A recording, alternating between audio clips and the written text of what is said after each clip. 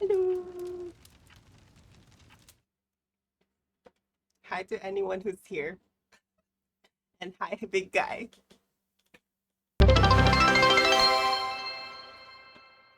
Thank you so much. Wow, Abigail just cheered X Sorry. 2 bits. I really appreciate you for being here with me today and always being so attention seeking. Oh my gosh. With them alerts. Oh my god. But yeah, I just want to say I appreciate you being here today and I'm doing good. How was your birthday? Did you have a good day? You kind of, I think you forgot about me. I think you were celebrating too much on your birthday. Hmm? But I hope. How's your day today?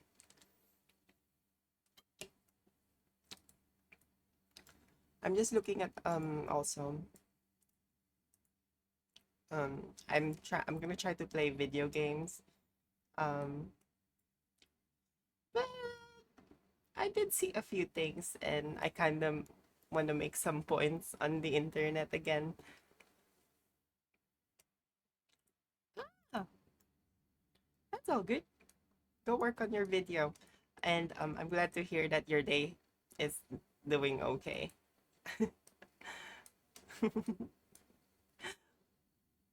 um, I'm also looking into something. Sorry. Also,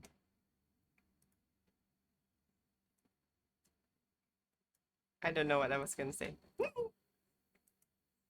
but I'm gonna show you guys some videos, just a few videos here and there. I'm gonna try playing Stardew Valley as well, but there was a video that I saw today. Um, it's it's about fillers, um, lip fillers, and yeah, it just got to me. Um, and I have to agree with what this girly is saying, and I feel like, yeah, I think like all girls are going through something similar, I guess. Um, and it's all because of this money making industry that's out there to like get you all get us all to like do surgeries and shit on our faces just so that we feel better about ourselves. But yeah, I'm gonna let these other girlies explain it for you guys. But her name is Stephanie. She's on what do you call this? She's on YouTube. She's a big girl. She's a big girly. She's a popular girly, big girly on the internet. By big, I mean big, like famous, big on the internet. That's how I'm saying it, not actually physically big. Okay, so yeah, I'm just gonna show that for a second. Also, yeah, after that, I just wanna um dedicate a song for all of the girlies who may be feeling insecure about themselves. I'm one of them. And yeah, it's a song. So if you're annoyed by my voice, I just want to say, yeah, plug your head with something later on. But yeah, I'm gonna show the video now. I hope that's showing the right video. Yep. So yeah. Fillers were originally designed to give some facial fullness to those who had lost volume due to extreme weight loss, drug use, illness, or aging. The effects were subtle, attractive, and generally regarded as safe and effective. Fast forward to 2023 and not so much. Instead of making us look fresh, radiant, and rejuvenated, which is what we were promised filler would do, we're looking more like this fella from the Saw movies. Probably not the look that most of us are going for, but the unavoidable consequence Sorry, let me consequence just... of our growing obsession with fillers and the subsequent overfilling of our faces. In our age of chasing social media likes and beauty standard perfection, filler has become so normalized and glamorized that it has become just another essential part of most women's beauty maintenance routine. Paint your nails, inject some Juvederm, get a haircut, reshape your jawline, easy peasy, nothing to it. But herein lies a huge problem. In an attempt to make ourselves look prettier or more in line with what is considered beautiful or attractive nowadays, just like influencers and celebrities, You get better makeup, you do fillers, you do whatever. I had a nose job. getting filler in our youth is actually making us age faster. The thing is, since fillers are technically intended to be used to correct issues such as loss of volume in the face or sunken skin, when fillers are used on a young face that has not yet begun to show the signs of aging, they can distort the normal anatomy of the face and lead to an unusual morphing of the face, which has the unintended effect of making you look older. Is this some kind of sick joke? A prime example of this would be Kylie Jenner. Despite initially frantically denying that she ever had filler, she now openly admits to getting it injected into her face, and she accredits filler for her ever-changing appearance. And I got so much surgery to change my whole face, which is false. I've only gotten fillers. I dare say that Kylie has done more for the promotion of filler than any other person on the planet. If Kylie had her own filler company, she would actually be a billionaire by now. I'm surprised that her momager missed that one. Kylie Jenner, who arguably has access to the most skilled, the most highest paid injectors, ended up looking like this for a while. This is a prime example of when filler goes rogue. This is not what your face is meant to look like at the age of 23 or 24 or whatever she was here. Her face is so swollen, so puffy, so overfilled that she can barely smile. Now remember, Kylie is only 26 and yet she has looked older than her years for quite some time. And this wouldn't even be an issue. I mean, I for one don't buy into ageism. I think it's a load of bullshit and I'm 35 myself. But I doubt that Kylie's intention for getting filler in her face was to look older. I mean, that would be pretty unusual. Let this video serve as a warning to you. Filler, despite what we are being brainwashed to believe, does not always make you look prettier. It doesn't always make you look better, which, let's be real, is why the majority of us get it done. Sometimes filler can make you look so much worse. Look at Molly May, for example. Molly May, the hugely popular influencer from the UK who rose to fame on the reality dating show Love Island, who was a naturally gorgeous looking girl, injected so much filler into her face that she went from looking like this to this. I personally don't see this as an improvement. And filler is not cheap. Molly May paid £500 to look like this. Imagine paying someone to do this to your face. Thankfully, Molly May is a smart girl. She's got a good head on her shoulders and she realized that the filler wasn't doing her any favors and she had it all dissolved. She says herself that when she came out of Love Island, she had the full package of filler done.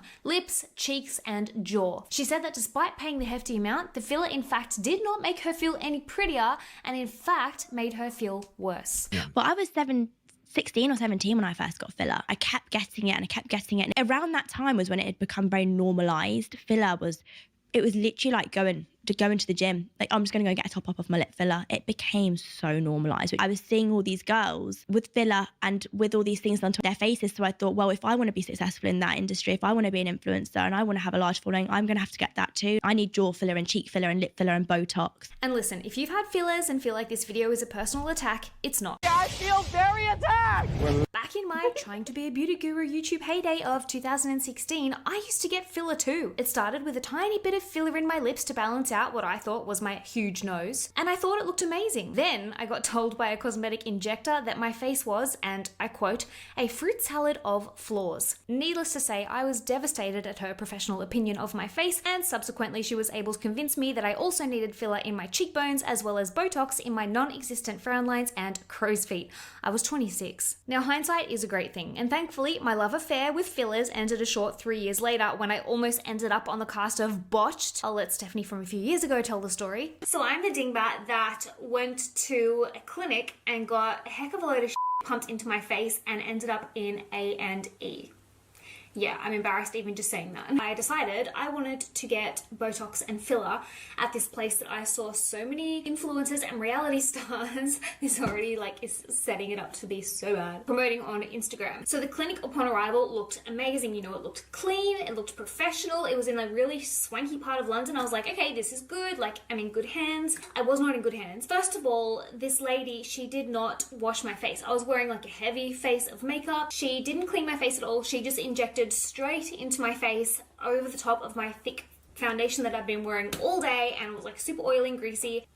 And not only that, but she wasn't actually wearing gloves, which is another huge absolute no-no. The real drama started 2 days later. I was back in Ireland and I got up one morning and I could see that this whole side of my cheek was swollen and kind of reddish blue. It was sore to touch and the area was hard. So I messaged the clinic and I sent them pictures of my face and I was like, please help, what the flick is going on? I made an out of hours appointment with the out of hours doctor and she looked at my face and she was like immediately concerned. She was like, hey, that doesn't look normal, and she like felt the area. She was like, you need to go to A&E. I went to A&E and then finally I got in to see the doctor. So he had a good prod around my face and then he called in his colleague to have a look as well. But the doctor said it looks as though one of the injections has impeded on a blood vessel. Basically, they thought that the injection, like the filler, had kind of blocked off the blood supply, and the doctors let it be known to me that I was very lucky that I didn't end up blind with the positioning of where the filler was actually injected. To cut a long story short, the plastic surgeon in the hospital advised me that I had very narrowly missed getting necrosis.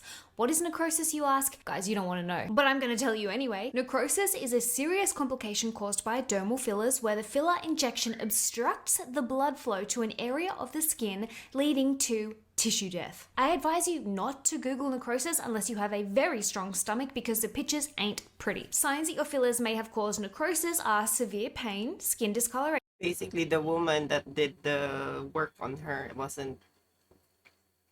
Yeah.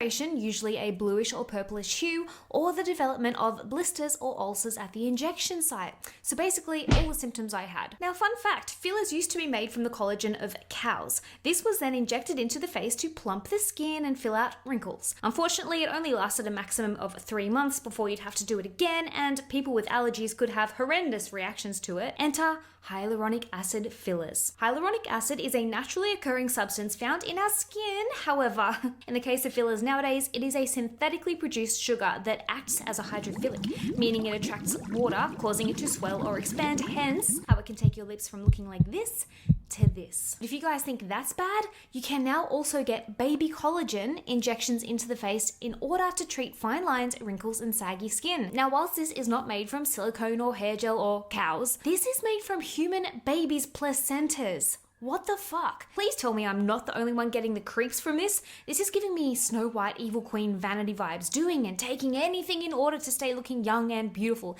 even babies' placentas. And the sad fact is, it's not just women falling victim to bad injector jobs or overfilled faces in a bid to maintain their youth and beauty, because in our crazy society where youth and beauty equals a person's worth, men are also feeling the pressure, and the result is not pretty. Now, the problem with fillers being marketed, whether directly via the injector themselves or indirectly via social media promotion, the effect is the same. Young people will get filler and continue getting filler as they grow and age. Great money making capacity for the beauty industry, and these cosmetic injectors, not so great for the individual. The harsh truth is, when you get filler, it is inevitable that your skin will stretch to accommodate your new girth. So you can probably imagine what happens if you were to stop your filler habit. That's right, guys, the skin that is stretched to accommodate your new augmented lips or cheeks or jaw will sag. Now, in this day and age, no one wants saggy skin, especially in their youth as a result of overfilling the face with fillers. And so there's only one thing you can do to avoid that. Yep, you guessed it. Get more filler and keep getting filler forever. Yeah, Forever. There's just one more problem with that. We don't actually know the effect that injecting filler into our faces and bodies will have long term. Filler has only been around for 25 years or so, and while in this time it has been tested and proven relatively safe, we don't actually know for sure the long-term risks or results. Here is an excerpt from an actual cosmetic doctor's website stating that we're not really sure about the effect getting filler will have in the future. Kind of concerning, right? Now, with the normalization and glamorization of filler and injectable clinics and beauty salons offering it on every bloody street corner comes the very dangerous reality of black market dermal fillers. While hyaluronic acid fillers are relatively safe, these types of fillers are not always what you end up getting injected. There is a rising number of cosmetic injectors that, in an attempt to cut costs or through simple inexperience, have injected substances such as silicone or filler that contains hair gel into people's faces and bodies. I mean, that makes cow collagen look tame. Just to reiterate my point that fillers don't always make you look better, despite what we're being sold to believe, enter overfilled face syndrome. It's just what it sounds like. When your face has been so pumped full of filler that it expands in obscure and unusual ways. I'll let Dr. Sophie Schotter explain further. This is a girl who was absolutely absolutely beautiful beforehand, who's had a large amount of facial fillers that have distorted her appearance beyond the realm of normal. So sure, she has definition, but is it attractive, feminine definition? No. And those lips are extremely enlarged, well beyond the realms of normal. And it means that this work becomes obvious. She doesn't look like she's got natural definition. She looks like she's had filler. And the face is inflated and defined beyond the realms of normal. Sounds grim, doesn't it? And yet the comments under this video are full of young girls who love the overfilled look and aspire to achieve it. I get that beauty is subjective and what you do to your own face is personal choice, but it pains me to see that as a society, we're heading in a direction that sees a face that's been filled to the point of explosion as aspirational. Now, despite the fact that filler is being so bloody normalized and glamorized, let me tell you right now that filler is not the same as getting a latte. Look at poor Carol Bryan. At the age of 47, she had filler injected into her face, which was recommended to her by her doctor to help fill in the volume in her cheeks and forehead that she'd lost through aging. Now, Carol had been in the aesthetic medical industry for years and considered herself very informed. So for this to happen to her is quite frankly terrifying. Unfortunately, the doctor mixed filler with silicone and injected it into her face to make her look more youthful. Carol went from looking like this to this. She says herself that the filler disfigured her and left her feeling suicidal and depressed. Then there's Kylie Taylor, who went onto TikTok to share her story of fillers. She said she started getting filler at the age of 20, and now at the age of 25, she feels that she's destroyed her face. That is so sad. She says herself, the industry doesn't care about your age. They just want money and they'll ruin your appearance. They don't really care as long as they get the money. Heck, some people are even so desperate to keep up their filler routine that they've resorted to purchasing filler from suspicious sources on the internet. Obviously, it's much cheaper to DIY it, right? And you can do it as often as you like in the comfort of your own home, which is very appealing, but there have been some absolute horror stories from women who have fallen for this trap. Purchasing counterfeit fillers online is a recipe for disaster, considering most of these products will be contaminated, toxic, untested, and unregulated. And remember guys, you're injecting this shit into your body. I get that we all want to look good and that the beauty standard these days can really only be met through tweakments and cosmetic surgery, but fuck me. The lengths that some of us are willing to resort to in the pursuit of beauty is frightening. A lot. Number one is when you purchase this online, you don't know what product you're getting. Number two is, can she be sued for showing you how to do this if you get blindness or necrosis? Number three is the complications are possible. Blindness and necrosis, infection, etc. Number four is she's making fun of this. It's a serious medical procedure, so you must be very, very careful. And sadly, filler disaster stories are becoming increasingly common. One way that fillers are marketed is that they are a cheaper alternative to full-on plastic surgery, which technically is true. A surgical nose job costs anywhere from $11,000 to $15,000. A non-surgical nose job with filler, on the other hand, costs about $1,000. That's a big difference. But like we discussed earlier, unlike surgery, fillers aren't permanent and only last about 6 months if you're lucky. This means that to maintain your new look, you need to keep getting the filler injected. And then the costs, yeah, they start to add up. And most women don't have a spare couple of $1,000s lying around waiting to be spent on their fillers every year. So what is a self-respecting girl who feels a pressure to adhere to the current beauty standards meant to do to upkeep her filler habit? Someone tell me what to do, and I will do it. Find somewhere cheaper, that's what. And that is a big problem. The average woman doesn't have a lot of spare money to spend on her appearance, so she will go to an unlicensed backstreet filler injector with suspiciously low prices, thinking she's getting a good deal. Unfortunately, these injectors rarely have formal training and often use inferior products off the black market to keep costs down. In the UK at least, there is no strict law against this, despite the fact that if facial fillers are not professionally administered with high quality products designed for the task, side effects can include necrosis, blindness, and cell death. Pretty feckin' nasty. Another hugely concerning aspect of filler is the new discovery that despite what we used to believe, which is that filler gradually over time breaks down and is reabsorbed by the body, hence why it's only temporary, there is now new evidence to suggest that dermal fillers never actually break down and never actually leave the body entirely, but that they simply migrate to other areas of the body. I've been doing dermal fillers for the past 15 years and I've come across a revelation which has really just blown me away. And it's got to do with the longevity of dermal fillers. You know, traditionally we've been told that dermal fillers last around 6, 12, maybe 18 months if you're lucky. A few of these patients also, they've had filler, placed in cheeks or in other parts of the face. We've also seen them persist for a number of years. So these fillers have been done many years ago, and despite that, they've remained and they're shown to be there by the MRI. So we have MRI evidence, thanks to Mobin's MRIs, of filler that really lasts. I wanted to share this really interesting article with you from Alice Hart Davis. She had an MRI of her face to see how much HA filler remained after 20 years of getting aesthetic treatments. Now, she hadn't had any HA filler in 4 years, so it's interesting to see how much actually remained. All these areas in red here are hyaluronic acid filler. So that is estimated to be about 35 milliliters, which equals to 35 syringes. That's an accumulation over about 20 years. So we know with MRI studies that filler can last up to 12 years, maybe even longer, but we know that the longevity listed on the label isn't necessarily correlating to what we see in real life. Like Botox, filler is becoming so normalized that if you don't have filler, you're the weirdo. With influencers and celebrities whose target market is young women getting all and sundry injected into their faces, it's obviously going to have a knock-on effect of encouraging their fans to do the same. Monkey see, monkey do. Now, you know we've gone too far with the whole filler thing when even the king of Botox himself says that we're losing the plot. Dr. Michael Prager, one of the world's leading Botox and dermal filler practitioners, thinks we're going too far. He says young people have lost the plot by overdoing treatments in an attempt to recreate filtered social media aesthetics in real life. This is coming from a guy who administers filler and Botox, and I don't disagree with him.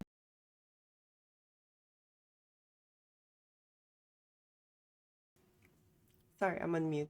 But yeah.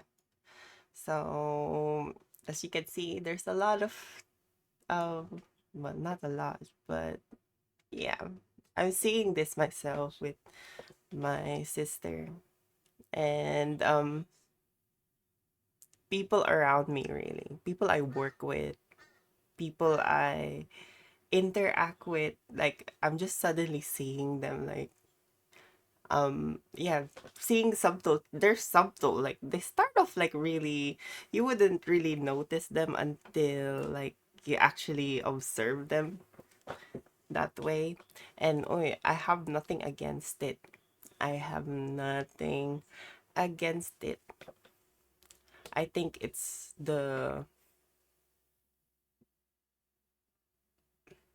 I guess the insecurity that goes on within ourselves and how social media seems to be a medium to like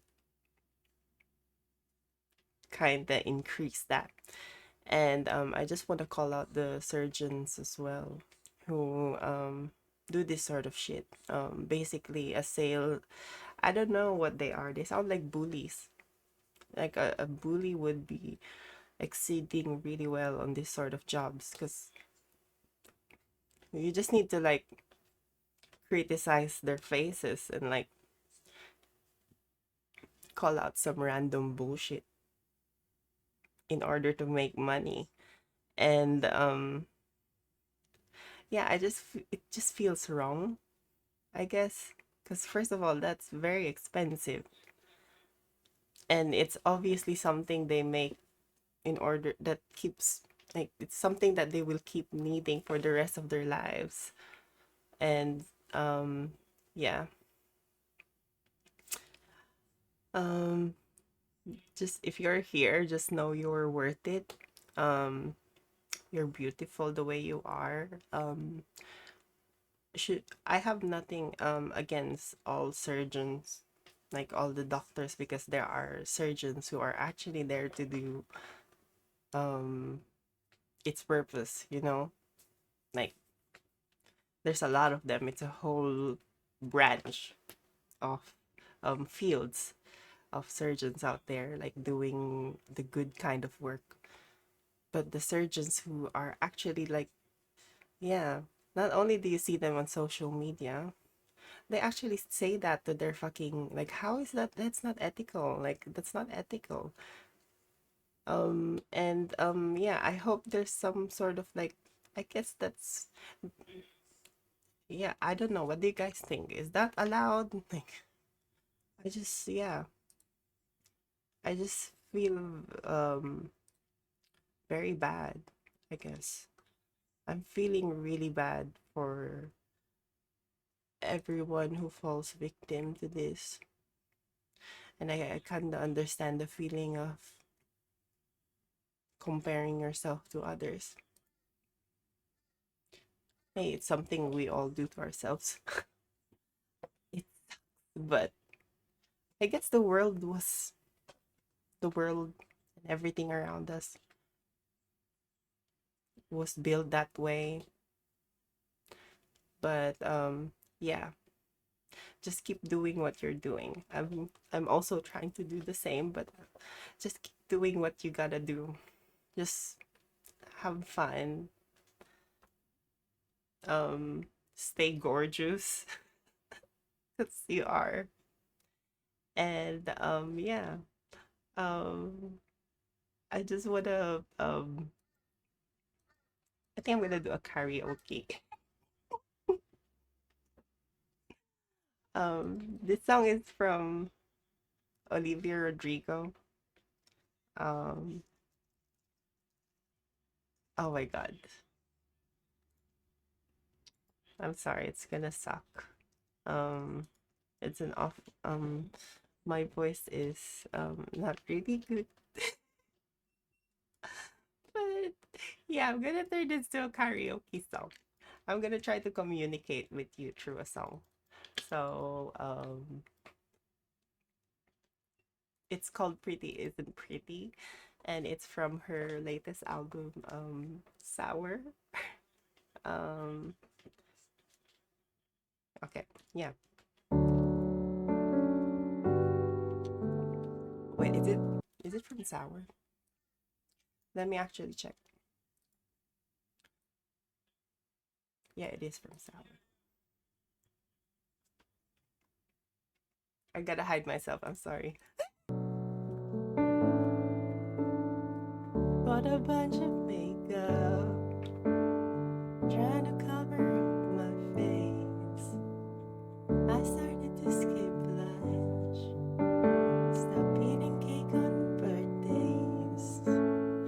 Bought a prescription to try and stay calm. There's always something missing. There's always something in the mirror that I think looks wrong. When pretty isn't pretty enough, what do you do? And everybody's keeping it up. You think it's you.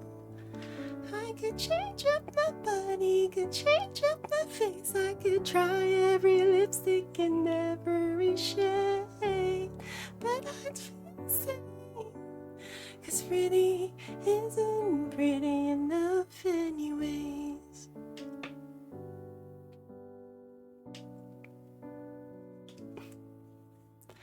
You can win the battle, but you'll never ever win the war.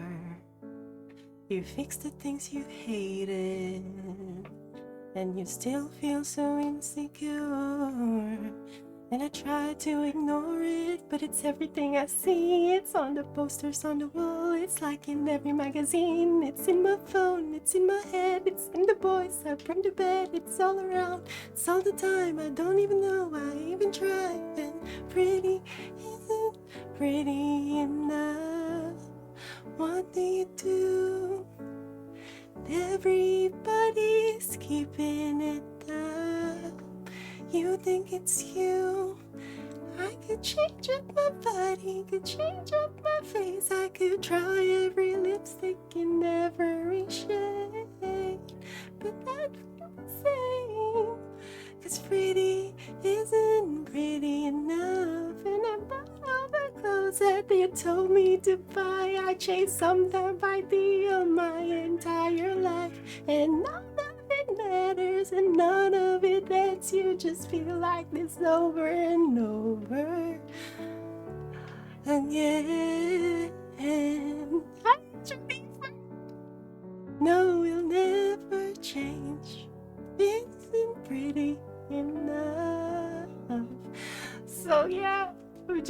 being pretty, but he's keeping it up. Pretty, isn't pretty.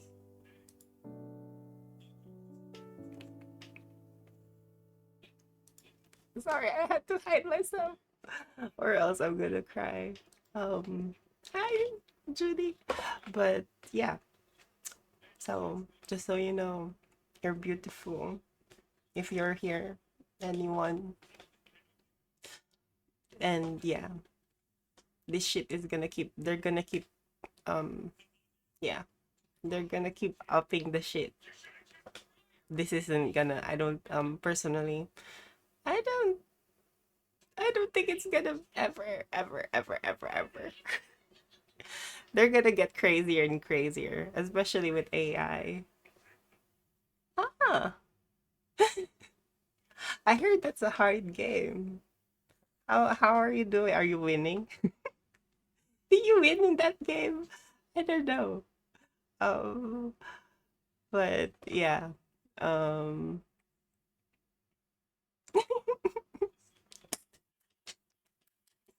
I'm glad to hear that. I'm gonna be playing I think I'm gonna be playing Stardew Valley, but fair enough. That's me with most video games, honestly. Like I don't even feel like playing video games. Um, yeah, honestly. Anyway, I'm gonna be I think I'm gonna be watching police stuff. Maybe I should watch police stuff while playing Stardew Valley. I may be overstimulated with content though. But yeah. Um, yeah, I'm sorry if my that's the first thing I saw in my feed when I just woke up. So I just yeah, that kind of like it made me gave me a little bit of thought and yeah, you should listen to Olivia Rodrigo. She's a really good. I love her. She's my cousin.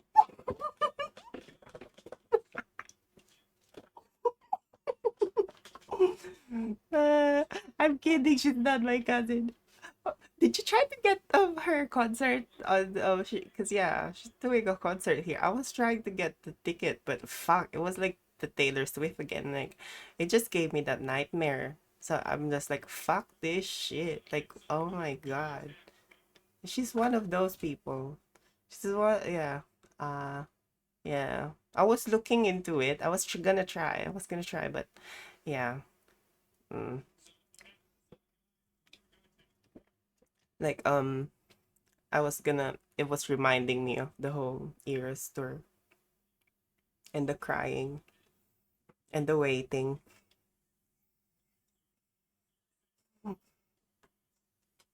Okay, anyway. Oh my god, the dark side of Discord's e-girls.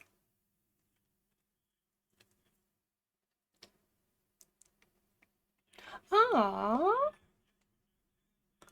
that's sweet. Yeah, yeah. I was thinking about like, yeah, I get you, I get you.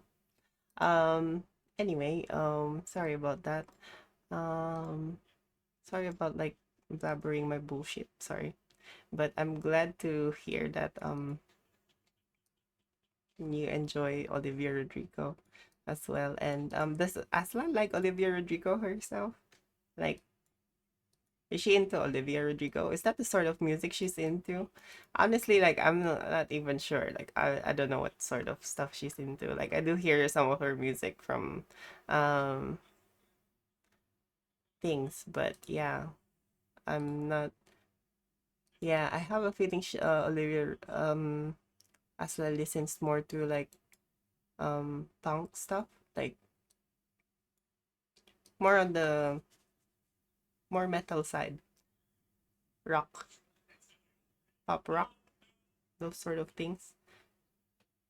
Am I right or am I wrong? Am I left? I don't know. Um. Anyway, what am I saying? Ah. I mean, yeah, obviously, yeah. That's like, yeah, true. We do have those sort of like, yeah, I get you, I get you.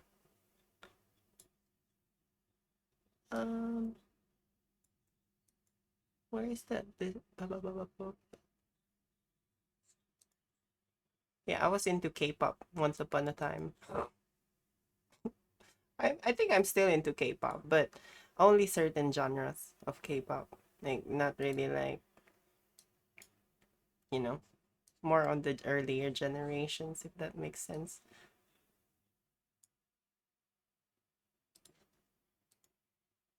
Also, I'm just loading the Steam shit at the moment. And I'm gonna try I'm also gonna try seeing if I could finish that whole Junie Cha Cha Cha Choo Choo Choo.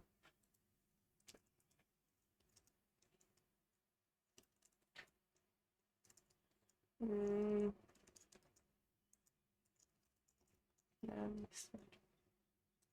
ah, so it seemed to work on my computer when I changed the shit. That's weird.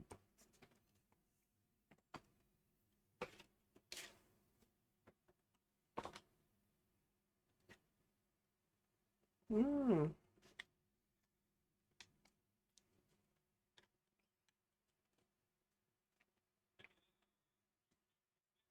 Yeah, I think wait, what's that recent one that came out? Um have you heard of Chapel Roan? Yeah, she's good as well. Chapel Roan, like the Good Luck Babe one. That's not bad. Um Also, sorry, I'm just re yeah. Oh, which one?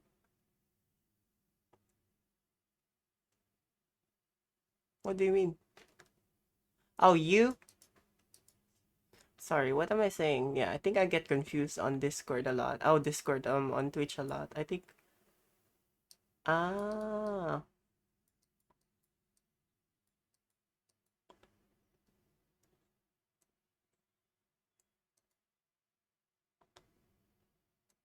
Oh, I'll check those out. Charlatans. I've heard of Chloe and Tate McRae. I've heard some of their songs, but not really like yeah, not really I'm gonna check them out.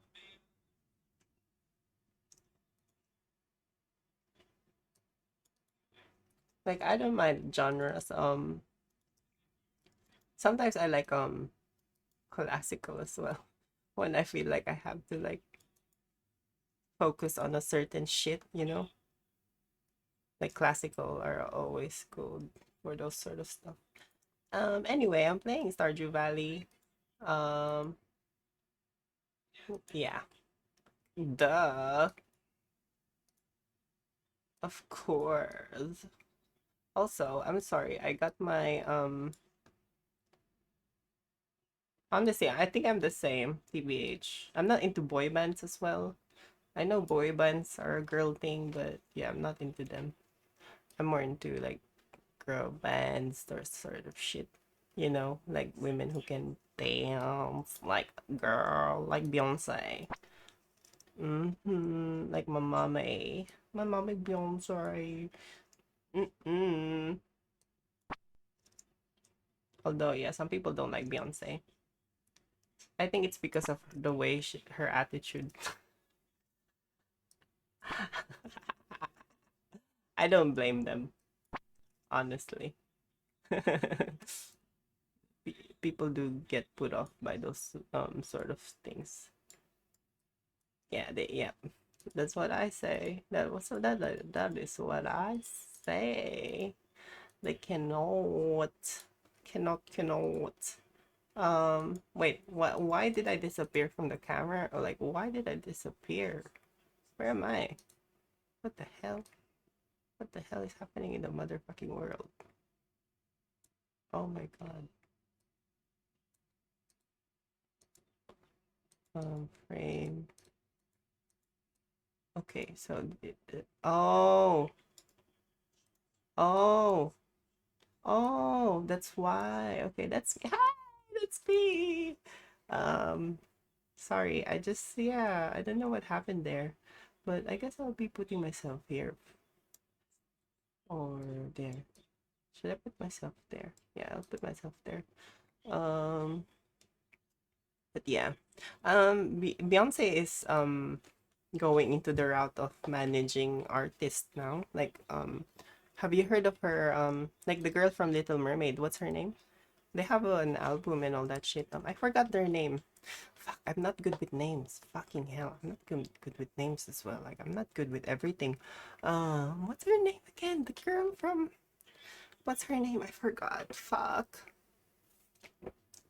Oh, oh, you did. Oh, that's fair. That's fair. That's fair. Um, yeah, I forgot her name. But they're Beyonce's baby girls technically.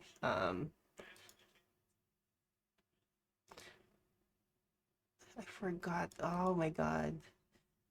But they're sisters and they make like songs. I might have to play them here. I'm gonna look into it. Um, yeah, I'm more a pop girly. I'm sorry. You might I'm more of a pop girly, honestly, and I like those kind of upbeat sort of songs. And like Ariana, Lady Gaga, those sort of shit are the things I'm into.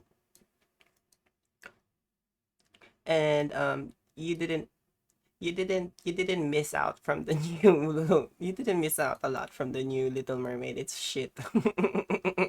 It's yeah, it's exactly the same except it's a fucking black girl. I'm sorry. It's a black girl and it's like, ooh, diversity. We love diversity. Disney, diversity. Yes. But of course, it's going to the fucking white people. Where else is it gonna be, right? Duh. Like, gosh. I'm sorry. Oh my god, the stream elements just said kindness, but no.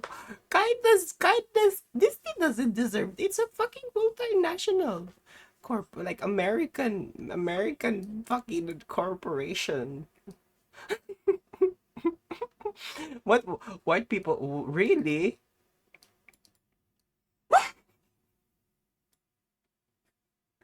I mean, it's okay. Are you am I wrong though? Tell me.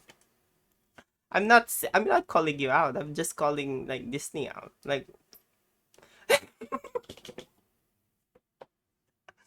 wait, why am I calling Disney out? I'm sorry, Disney. Please don't. Oh, I don't think I'm not really like putting Mickey Mouse in here, am I? Yeah. They can be a little bit yeah. Yeah. Oh yeah. Like inspire yeah. I don't mind those as well. Like even recreations of like certain like mythologies. I don't mind those. In the Philippines, we have different sort of like mythologies depending on which part of the region.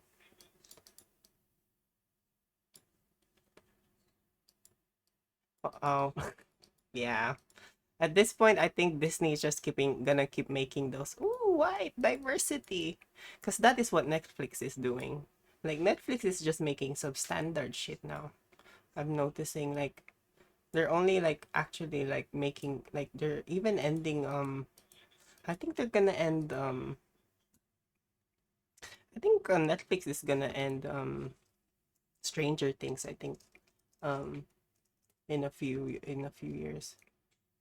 Oh, you didn't mind. Yeah. Yeah, that was kind of fun for me. But some people were pissed at that.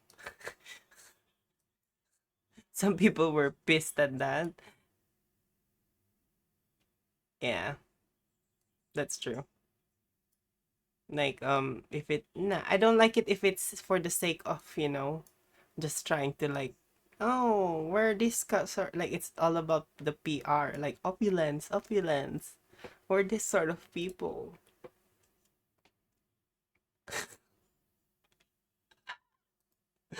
I'm sorry, and I'm sorry for saying that because that's how I feel. Also, I should add the. Honestly, yeah, it kinda is. But if like honestly, like I guess I don't. I guess maybe they should like if James Bond was a white guy, maybe they should start like creating another character that goes along with James Bond, you know, and start like I don't know, like another identity, you know, that goes outside. Like it lacks imagination. That's what I could say. Like creativity. That's the key word, creativity. It's not creative, you know. Um and they like yeah, yeah. And then ending up there's different Spider-Mans in the fucking yeah. It's kind of based on like the whole like thing as well. Like it's kind of similar to what what kind of there's like similar movies with the same like ideas with the I think Interstellar, like with how like they explain the black hole and all that shit. Sorry. Um Also, apparently there's an issue with e-girls. Yeah, I love Interstellar. I didn't mind that. That's the movie that I enjoyed about who's the director again? I forgot the director. I watched that. What issue of e-girls?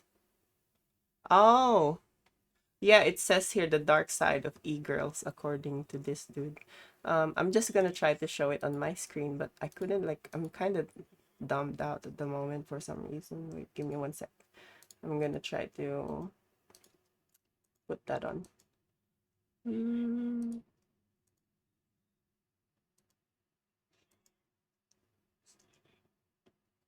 I have a feeling it's exploitation, like, oh, give me money, something like that.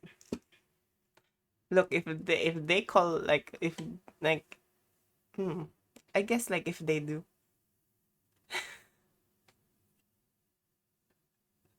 What's slot? I don't get it. What is slot? What is that? Um, from sorry, I'm just looking for something on my end here. From Mozilla. Okay.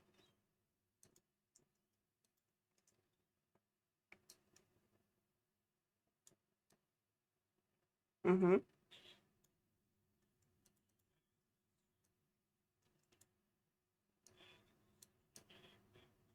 Yeah.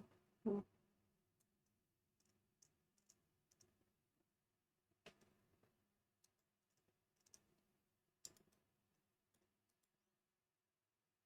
Best in slot in yeah, I don't know what you what is that? I'm sorry. I will so a rare okay, so wait, how does World of Warcraft work? Like is it like wait, is it like wait, because I think World of Warcraft is not like Dota or League of Legends in it. I don't yeah, I'm sorry. Is it like a so is it like an open world game sort of thing?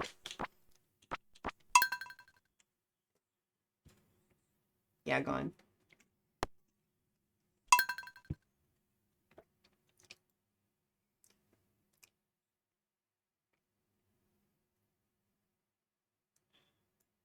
Oh, this is about the e-girls, by the Ladies way. and gentlemen, put on your hazmat suits because we're diving into the depths of Discord degeneracy and observing the most parasitic creatures that exist on Discord. E-girls. And not just normal e-girls, I'm talking about the entire E-girls! Oh no! E-girls! entitled delusional e-girls who will try to get you, a lonely man that hasn't felt the touch of a woman, to pay their bills and buy them stuff because having a job like the rest of the world is just too tough for a princess like me. Anyways, my depraved journey starts off with this TikTok, which I was sent by a viewer. It says, finessing my sugar daddy with this 100% not fake and set up conversation. But our Discord e-kitten here wants this plushie, and how much is it? $250. What the f***? And sugar daddy number three says, "Oh wow, that's expensive. We're just gonna pretend that there's only a sugar daddy." Yeah, that like the runs with okay. fierce I get cards. it. But So it's sugar an daddy number three okay. says, check your Cash App. And if we go to this person's Cash App, they got sent $250. And Yeah, okay, that makes $400. sense. I'm gonna spend all that money on therapy. And this was all sent by the same guy, by the way. Now, I was really hoping this was satire, but it turns out this person has another video. That makes that much says more when people sense to realize me. they can just talk on Discord to make money, and they show off their Cash App, flexing to people that they made $13,000 by being an e-girl on Discord.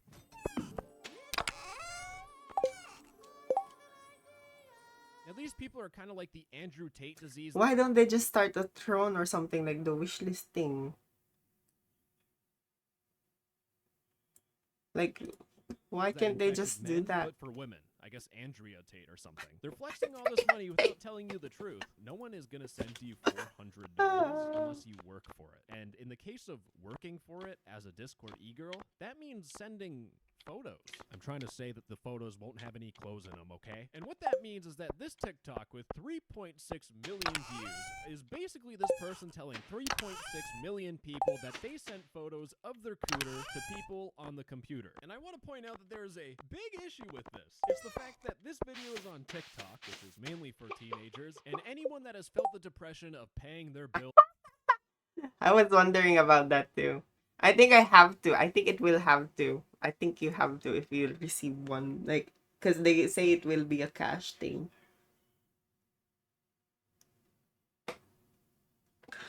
I mean, you can like make up shit on Allah. I'm sorry. I'm kidding. I'm not gonna do that. I'm sorry. Oh no. But no, I don't want to say anything about like. Nah, I'm gonna try not to make money here. I'm kidding. Yeah, honestly, yeah, that's actually true. And they could actually, can they like, yeah, I think they can trace it back with other, what do you call this? Other banks. Sorry, what am I like looking for? What am I looking for?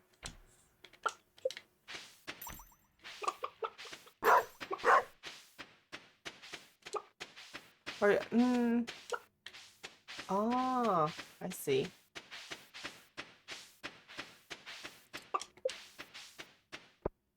So yeah, that means they could collaborate with the other companies then to like collect whatever they want. I mean, I see. I mean, yeah, I guess it's there. I guess we have all to. I guess we have to pay taxes, right?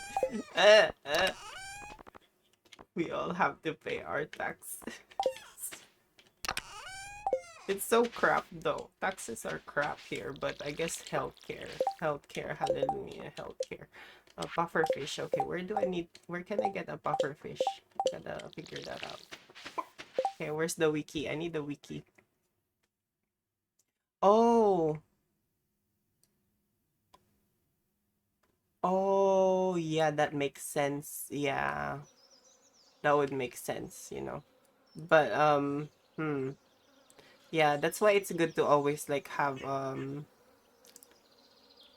don't know, like some of them can cost chargebacks as well. So people can actually reverse the transactions after like even after 12 months or something. Like depending on how their cards work.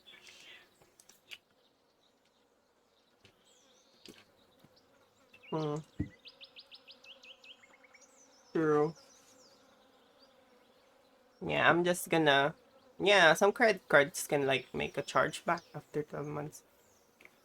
It's crazy. That's why a lot of like that's the thing about like rich people being able to save more money because of those sort of shit. Those things are only like privileges you get with a credit card. Debit cards don't usually do that.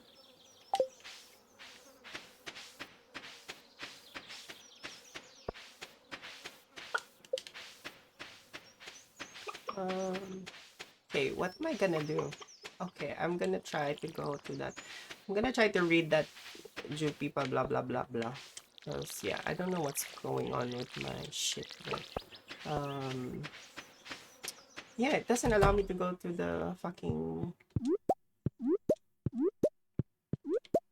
know what it's called. I forgot what it's called. The wizard power. Choo choo choo.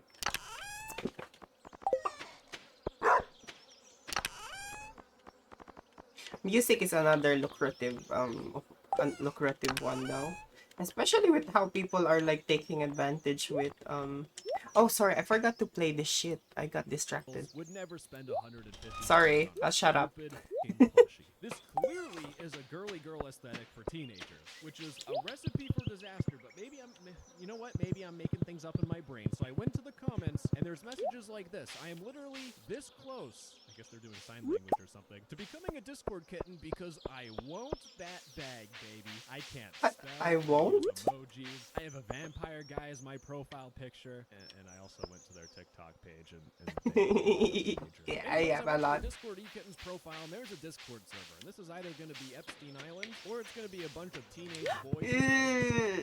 I can be a kitten if I want to. I just want all this money. So I joined this server, and I was genuinely relieved because in this server there is absolutely nothing about being an e-girl. It turns out those TikToks were just to advertise this piece of shit Discord server. But fortunately for me, I was looking for degeneracy, and I found it in this Discord server. Because when I joined it, YegPDP gave me a message saying, join our backup server for the ban appeal and any prices and invites to our other servers. It seems like the money has dried out for that e-girl on TikTok because now they're selling roles on a Discord server. You can pay $25 to be mom, or $170 to be owner, or $10 to get okay. banned.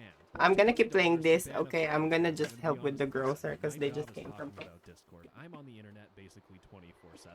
I am a loser. And even I'm looking at this and saying, how much of a loser do you need to be to actually spend money on any of this? Oh, and there's bundles too. What a good deal. Anyways, this whole entire Discord server was an absolute waste of time, and I needed to find a real degenerate server. So I went on Discord. Now, Discord is an unmoderated piece of garbage website filled with the most disgusting Discord servers imaginable. When I was researching this video, do you want to know the first thing that I saw when I opened up Discord and I scrolled down? Well, I saw this server here. It has tags such as NSFW and selling photos with no clothing. And the description reads, "Hi, I'm blank, 14 years old.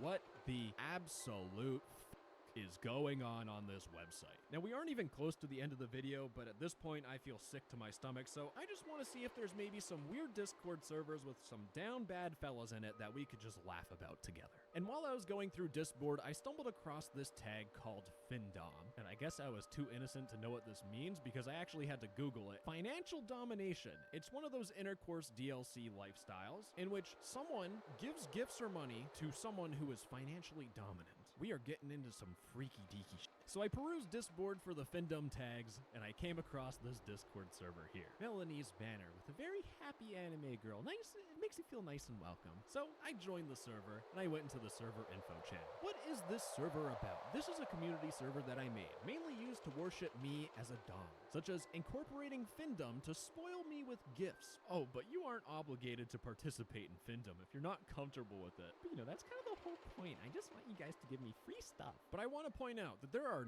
no other doms allowed. No, and it is non-negotiable. This Melanie lady doesn't want any of those slimy, money-stealing women to take your money. Except Melanie can do it. Anyways, getting into the mindset of someone who would send a woman money for absolutely no reason, so reduce my IQ by jumping down the stairs a little bit. I see big text saying, click link to serve me. I click on big link, and it turns out there's a Google Docs form for an application. Oh, we're really going through this, I hate myself. Welcome to Melanie's sub-application form. DM me when you complete this form. A minimum of $50 must be sent along with the application form in order to be considered. You have to send $50 for an application fee. Now, the theme of Melanie's Discord server is complete delusion, because if you go through this application form, they talk about what's Findom, and then there's budget dedicated to this monthly, and the minimum budget is $300 to $500 a month. Boys, with $500, you could actually treat a real-life girlfriend quite well, you know, instead of sending it to some random girl on the internet. But the down bad degeneracy doesn't stop there.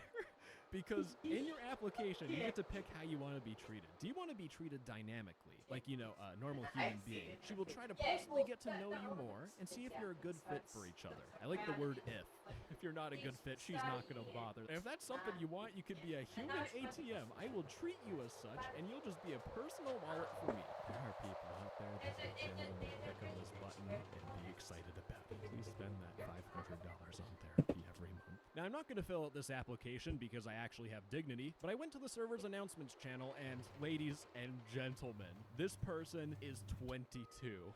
Not going to jail! Now, I just got a paycheck from a sponsor, and I'm looking to spend it on some beautiful women, and to make myself feel even more empty inside. So how does this wonderful lady look? And well, there's a channel called Madame Posts. And inside this channel, there are tweets that Madame Melanie has posted. Do you want to know what's really hot? Well, just in the subs. I mean, they actually have a life outside of giving women money. Someone to just be here because they love serving women, and they love to give up their finances to the prettiest girl on here, Twitter, simply because she deserves it. Translation for the people that aren't as delusional as Melanie. Melanie wants people to just give her money. Oh god, I fucking forgot about my fucking game. Oh my gosh, shit, I didn't pause that. Fuck. Oh my Unless you god. go to the casino, then you only have to work once and maybe you'll win big. And do not promote gambling. That just came into my brain. I'm sorry. She has a channel called Sends. And this, when I looked at this, it blew my mind, to be completely honest. Because in this channel, she lists off the things that she buys. Emotes, $160. Art, $40. Gotcha pull. You have to pay for her gambling as well? What the? Would she Okay, I need to read this. Okay, that activates the thing. Oh wait, I think I need to talk to the tiny thing as well, or on chicken wings. Why no. do I owe you money? This is some straight shit, I tell you. I don't think anyone would be stupid enough to give someone $15. All of you owe me money. You owe me money. All of you. I'm kidding. What the hell? I don't get it though, because I just came here, so what happened? I would love that so much. No dumps allowed. Wait. No and not negotiable. Melanie's manner. Oh, you know what? I kind of tried that as well. Well, when I was young, once upon a time. But yeah, nah, fuck that shit. I'd rather like yeah. I'd rather throw people to like a volcano or something. That would be better. So basically, it's this girl who owns this server, I'm assuming. Hello. Give me a second. I actually gotta chuck my shit. Like, I have too much shit on my...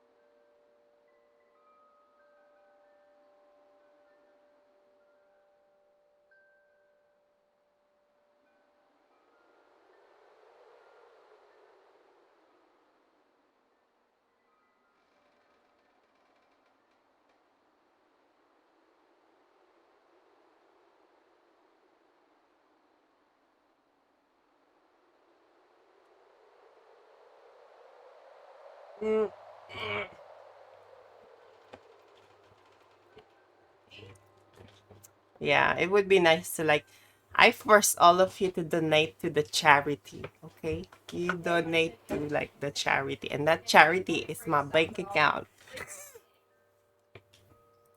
I'm sorry. Food, unless she's some sort of cutie patootie. So back to the Madam Post. Also, they got me some food. Oh my god, I forgot to play again. Oh my god, I keep this cat. Mother F. If I sent money, I'd be sending it to a 2D anime girl. This could be a dude for all I know. Yeah, I have a feeling if this is a dude. Starting to click for me now a little bit, because when I was going Like, if we are gonna be paying someone, at least let's make sure you see their fucking face. And make sure they're transparent too and respectful. Like, and they give you cuddles, you know, like cuddles, like you know. But I just wonder, do these people exist? Like, are there people who do that on Twitch?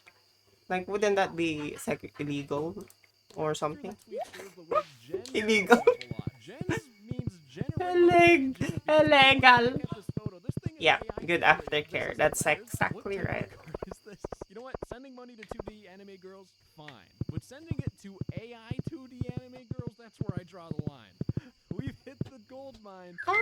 Yeah, I thought so. There's no way people are sending this person money, right? Let's see. Let's go to their wish tender, which is like where you like give people stuff for money or whatever. You have to censor a lot of these, but it doesn't. Oh, so they have their version of Torn. Oh, Throne. Oh my god, I'm so sorry. Wait, why did I put it on full? Same thing. You just give people stuff. Nah. Yeah. Yeah.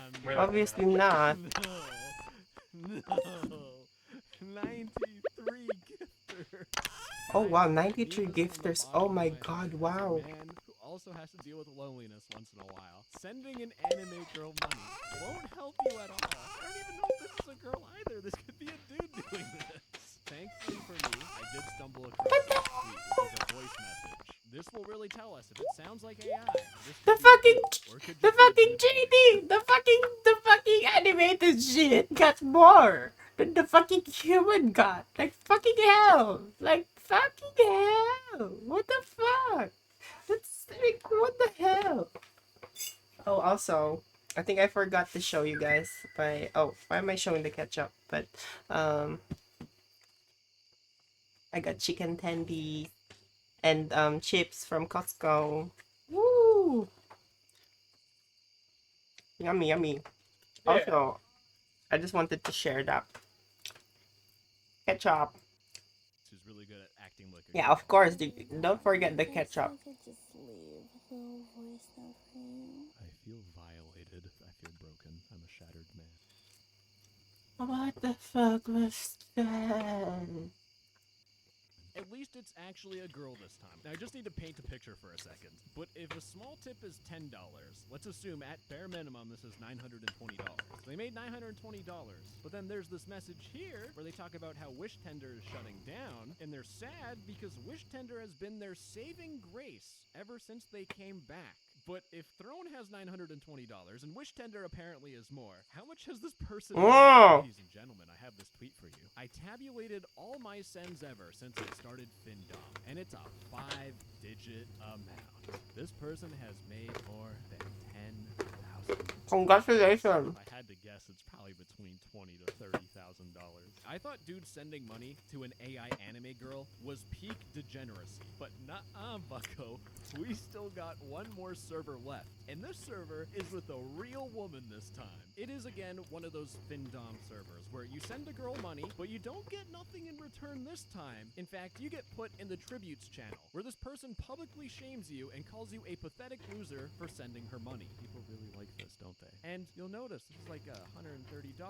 The next day, this is $180. The same day, $20. $185 on the same day. Yesterday, $90. I have a question.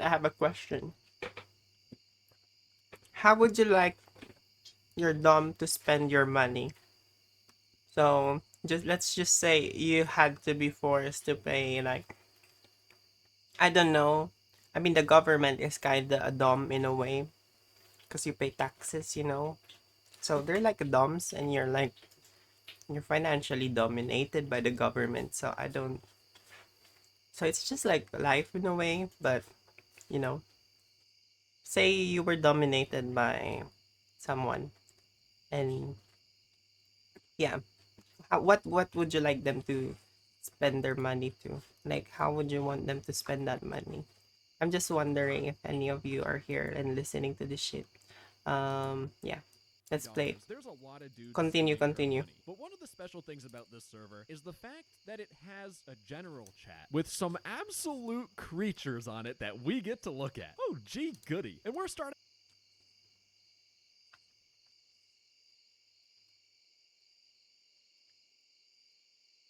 Oh my god, how did this come back to me? How did this come back to me, big guy? Why are you suddenly asking me? Why are you suddenly asking me?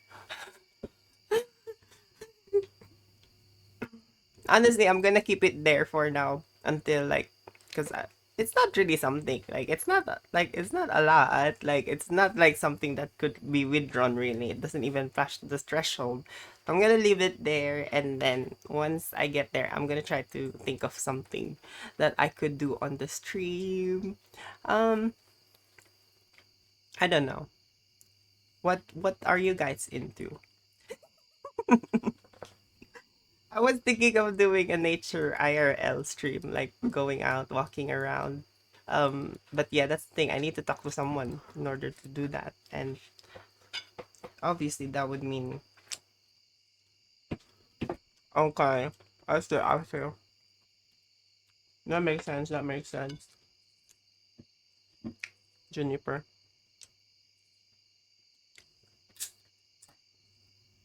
What the hell, you're drinking another one?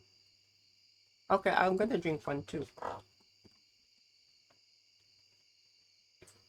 Okay, anyway, what was I gonna say? Yeah, I kind of want to do that genie thing. Like, that's so cool. That's fun. Like, that's a fun thing to do. And it would be so much better if I would, like, I hope I could do something, really worth it. Like, I don't know. Hold on. Like a charity, like putting like a charity, on the thing so people could donate. And I could do some silly things on the camera. That would be fun. I like silly things. Um, but yeah. Like, if you did spend money here, I'm so sorry if you're disappointed in spending money on me. Like, you didn't have to spend money. I'm just kidding. But, oh my god, my headphones are dead again. That's so quick. What the fuck? Um, but, yeah. You know, thank you so much if you do. Yeah, just like I said, I answered your question, big guy. I don't know how well to spend it. I'm just keeping it there for now. Um,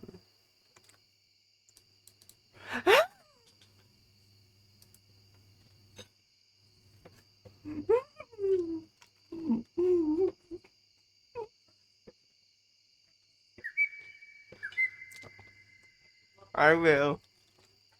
I'm sorry. I'll wear I'm gonna wear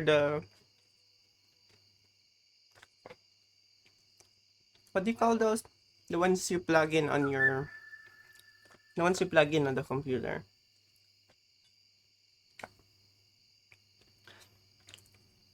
Also,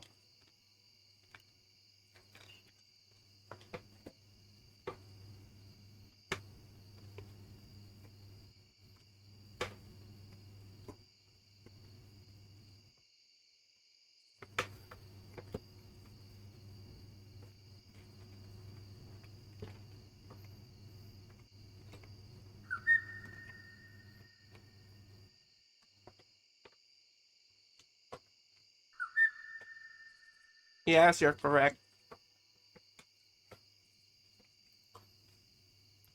I don't like wired headphones though. Oh, I guess I have to. But just I'm not spending it yet. So you have to I'm sorry, I have to use my AirPods for now. Oh wait, I think they have headphones on the we have a what do you call that? Like the driving thing. I don't know what you call that shit. I'm not really into that sort of stuff. You know when you're driving and then you're racing with other people. I forgot what that's called. Like the driving thing, the thing that you oh my god, I forgot. Yeah, but it's a driving thing and then they fucking communicate with other people like fuck you. Something like that. Off with this. I could take that. I could steal that. I'm probably gonna steal it from the other room. Oh my god, Fella steal. That here sounds so wrong, but just yeah. wants to vent real quick, you know? Nothing like a long day of work, inventing. Oh my god, someone named Monica is trying to scam me on like the server on Discord. Like, I don't know. I don't like. I know it's a scammer because she keeps asking on can I ask a suggestion really quick? You know, whenever I try to like see you need like some sort of identity sheet. Like, bitch. I know. To some I'm random kidding. I'm sorry. I'm girl on the I'm internet weird. that you send money to. They just want to get something off their chest. They literally just got Omega scammed in real time because they sent this lady, a dom, some money yesterday for a pic, and he just realized that she deleted all her messages and blocked him. This Ooh. dude just got scammed out of his money, and he's here again to get scammed even more. And that's just the start, baby, because there's this person here that said, I wish I had a girlfriend. You'll never get one. So work harder to find a job and make some money so you can fund our dates instead. Yes, goddess. Sorry, I This wanna is why watch you're this. hopeless.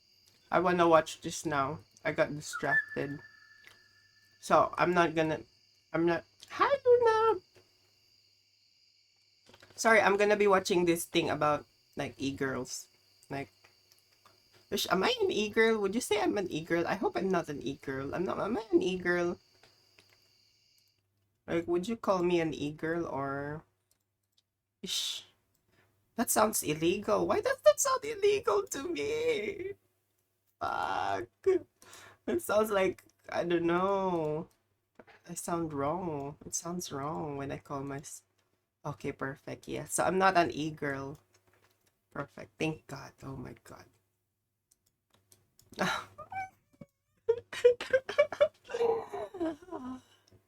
I'm a goddess, bitch. I'm a goddess. I'm a goddess, bitch. I'm a goddess. I'm kidding. From the girlfriend department. This server is some degenerate shit. I'm This conversation kidding. with this I'm the creature goddess that- of oh, this guy's a can of Costco. worms. I'm the Okay, goddess of back to Costco me later. shopping. Is talking with goddess. Costco. I can't. Goddess Chloe. I want to say it normally, but goddess Chloe says, think about how hot it'll be to watch your money go into my bank account. My brother in Christ, I get depressed when I have to pay my taxes and watch my money go to the government. I don't know how you guys find this hot. What? You guys are fucked. It's time to throw it back to the guy that got scammed because he sent money and the lady said, that's it? You can do better than that. I want more of your money. You heard me. Send more. If you send enough, I might reward you. So this guy sends even more money. He doubles the money because it's still not enough, and doubling it is still not enough. How much money do you have? And this guy's... What the hell? That's... He's got 15 bucks, but you need lunch tomorrow. No, you don't. You can skip one meal. Give me your money. Chances are this dude has more than $15, but yeah, just but likes it's being like told that he can skip yeah. a meal. This is mind-numbing on every aspect. Oh, but don't you worry, because we have pure degeneracy coming up. Because this is not just a one-woman show. This girl has a boyfriend named Alpha. And what Alpha does in this server is oh my God, he looks like a stoner as well. Oh my he God. also humiliates Wow, people. he's calling himself up. Better pay mommy up. Alpha and I are so much better than all of you losers. We Oh. deserve all your money. I think both of y'all deserve a strong father figure in your life that is clearly missing. I'm not finished. Because this guy is saying, I could get a credit card or two for her and go into debt. Is that even a question? Of course you should open a credit card for me. Are you fucking kidding me? Since no one here has a father figure, I guess I gotta pretend I'm one for a second. But this woman should feel absolutely gross. Goddess Chloe is being a disgusting, greedy leech of a human being that doesn't have a job and can only survive because she scams people out of money, which puts them in credit card debt. And for the men that are doing this, sending someone money for attention, not gonna fix her loneliness. Ask all the people that donate money to Pokimane. You're an idiot. For the men in the server that sent this woman money, What? they're even worse. Have you guys donated to her? How much? Tell me. Tell me. The girl herself. Because, ladies and gentlemen, we're at the point of no return. You can turn back now and enjoy your happiness, but if you're still here, we have one final surprise in store for you. Because as I was reading the general chat, I came across this conversation where this fella that we saw before was having like multiple pages. That's true. Of conversation. But it gets I mean, they're probably seeing her from somewhere, right? I'm just the assuming. topic, of course, of this person sending money. And if you send enough money, then you'll get to see even more of my hot body. I'm just going to put a picture of like a big fat man so we're not creeped out or anything. Please don't tempt me, goddess. I'm not one of those. What do you mean by one of those? Oh no, please don't tell me. What in the absent father figure is going on? I have an idea for a show. I'm gonna write it down. The show idea is to conduct a research on Twitch streamers, identify what sort of audiences they've got. 16 years old and doing all of this. What the all those people that were sending money are not just down bad dudes. They're predators. Oh, and ladies and gentlemen, right above it, account limited, not banned, limited by Discord. In fact, I know exactly what message got her reported because in her intro channel, she had like my money? Content, like it was basically What is an money? admission that Discord should ban her. And what did she get? Limited. And she's coming back tomorrow to again send illegal content. You know how Discord says they care about this stuff deeply? Bullshit.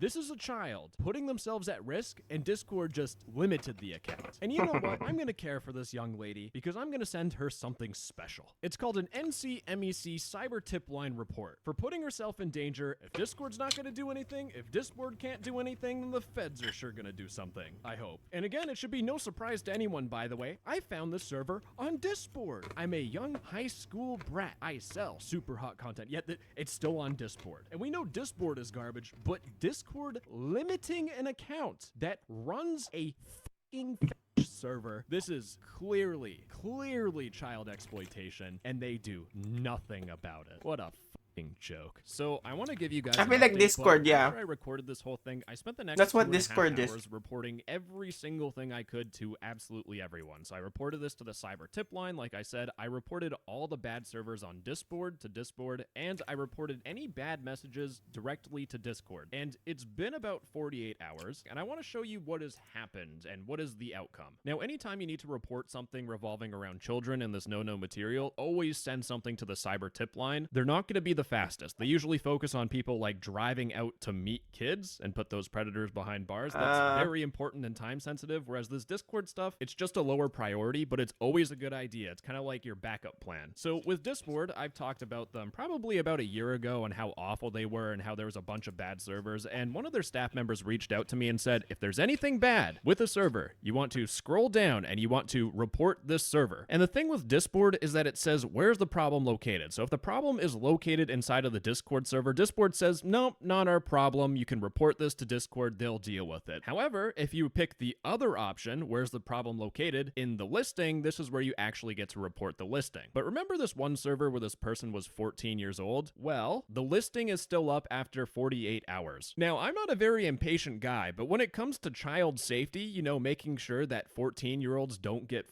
groomed on Discord, my patience runs very thin, and I think 48 hours is pretty abysmal. And in terms of the server that we looked at, it's still up as well. Discord, like I said, pretty great example on how they're a piece of absolute garbage. They have, oh, you gotta report someone, but we don't look at it. And finally, it's time to talk about Discord, who made probably the biggest mistake in this video. And after 48 hours, what did they do? And ladies and gentlemen, one of my reports actually went through, because there was a message in the intros channel, which I blurred out if you caught that in the video, which had some pretty suggestive photos. And that message did get reported and did get deleted by Discord. And do you want to know what Discord did? They didn't ban Chloe to try and keep her safe and off the internet. They just limited her account for a second time. You know, I'd write it off if they limited the account once because they're stupid. Wow, that's but like this just shows either incompetence or malice. But now she's still here. I'm not going to scroll down through this thing, but again, it's just talking about adult content from someone that in their bio, again, says they're 16 years old. And this isn't even the most egregious message that I saw, because when I went to the announcements, again, Alpha and I are making content, DM to request custom content. This is the definition of holy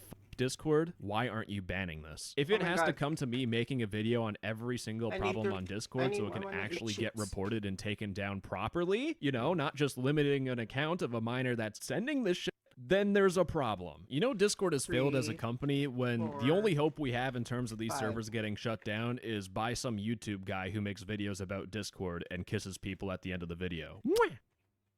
Look, this is irrelevant to the video, I'm sorry, but I'm gonna put 5 chips. 5. Oh no, I'm gonna make it 6. 6 chips into my mouth with like in one go. Is it gonna fit? Is it gonna fit? Is it not gonna fit? Is it gonna fit? Is it gonna fit? Is it not gonna fit? Let's see. Let's see. Let's see. Ah.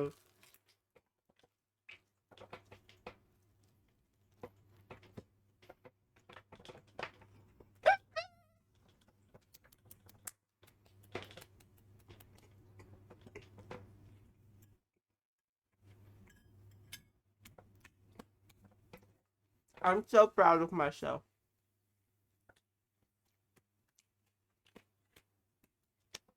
I'm so proud of myself. I'm sorry, that's the best thing I did this year. I'm so sorry. I'm just so emotional. Also, Olympics is going on right now. Do you guys know that? That's a record, you know. Oh my god, ew, I just did a spit. Yeah. Okay. What content do I wanna see? Yeah. Hari, they even made a song. Beavers in the Philippines. What? What Hey, beaver? Mom. I thought. Hello. Welcome to a new kind of game. What the hell just happened there? I think my sensitive. Oh, I hate my fucking. I hate this fucking mouse.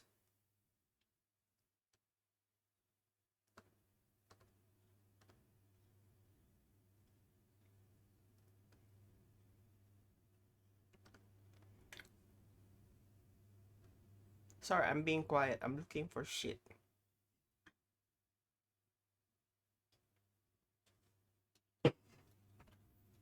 I want to look for more recent stuff, but there's not much recent stuff. Recent. Oi, where's the recent?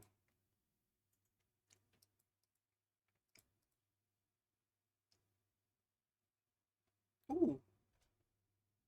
Oh, I've seen the. Okay, I want this because it's China. Let's go back to like the world for a second, because a lot.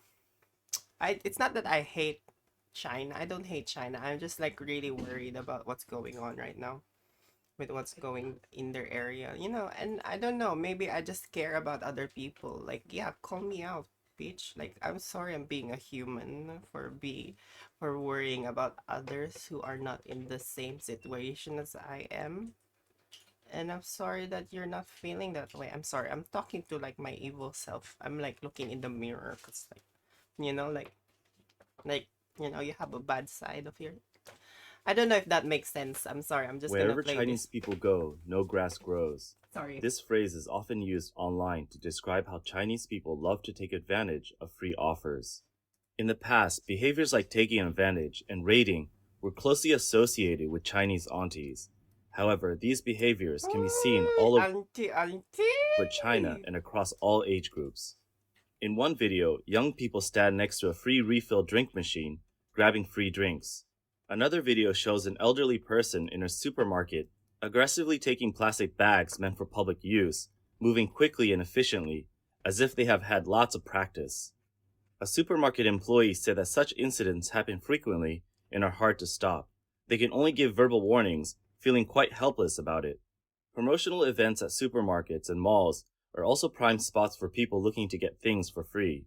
One video shows a mall giving away tissues, with older people repeatedly lining up to take as many as they can until they're all gone. This trend of taking advantage has moved online as well. The people just don't even care. They're just, here, you can have it all. You can have it all. You just need to get shit done. With the rise of policies allowing refunds without returning the item, getting things for free has become a sport. The anonymity of the internet reduces the moral constraints on Chinese consumers. E-commerce platforms have mechanisms that protect consumers, leading to rampant refund without return cases. Additionally, there are popular tutorials teaching consumers how to exploit these loopholes, making merchants suffer greatly. The root cause of these behaviors is a moral decay under the Chinese Communist Party's rule, combined with a lack of fairness and justice in society. Recently, Chinese media reported an article about how e-commerce platforms are overrun by freebie seekers. The article states that more and more e-commerce merchants are being driven crazy by these refund requests.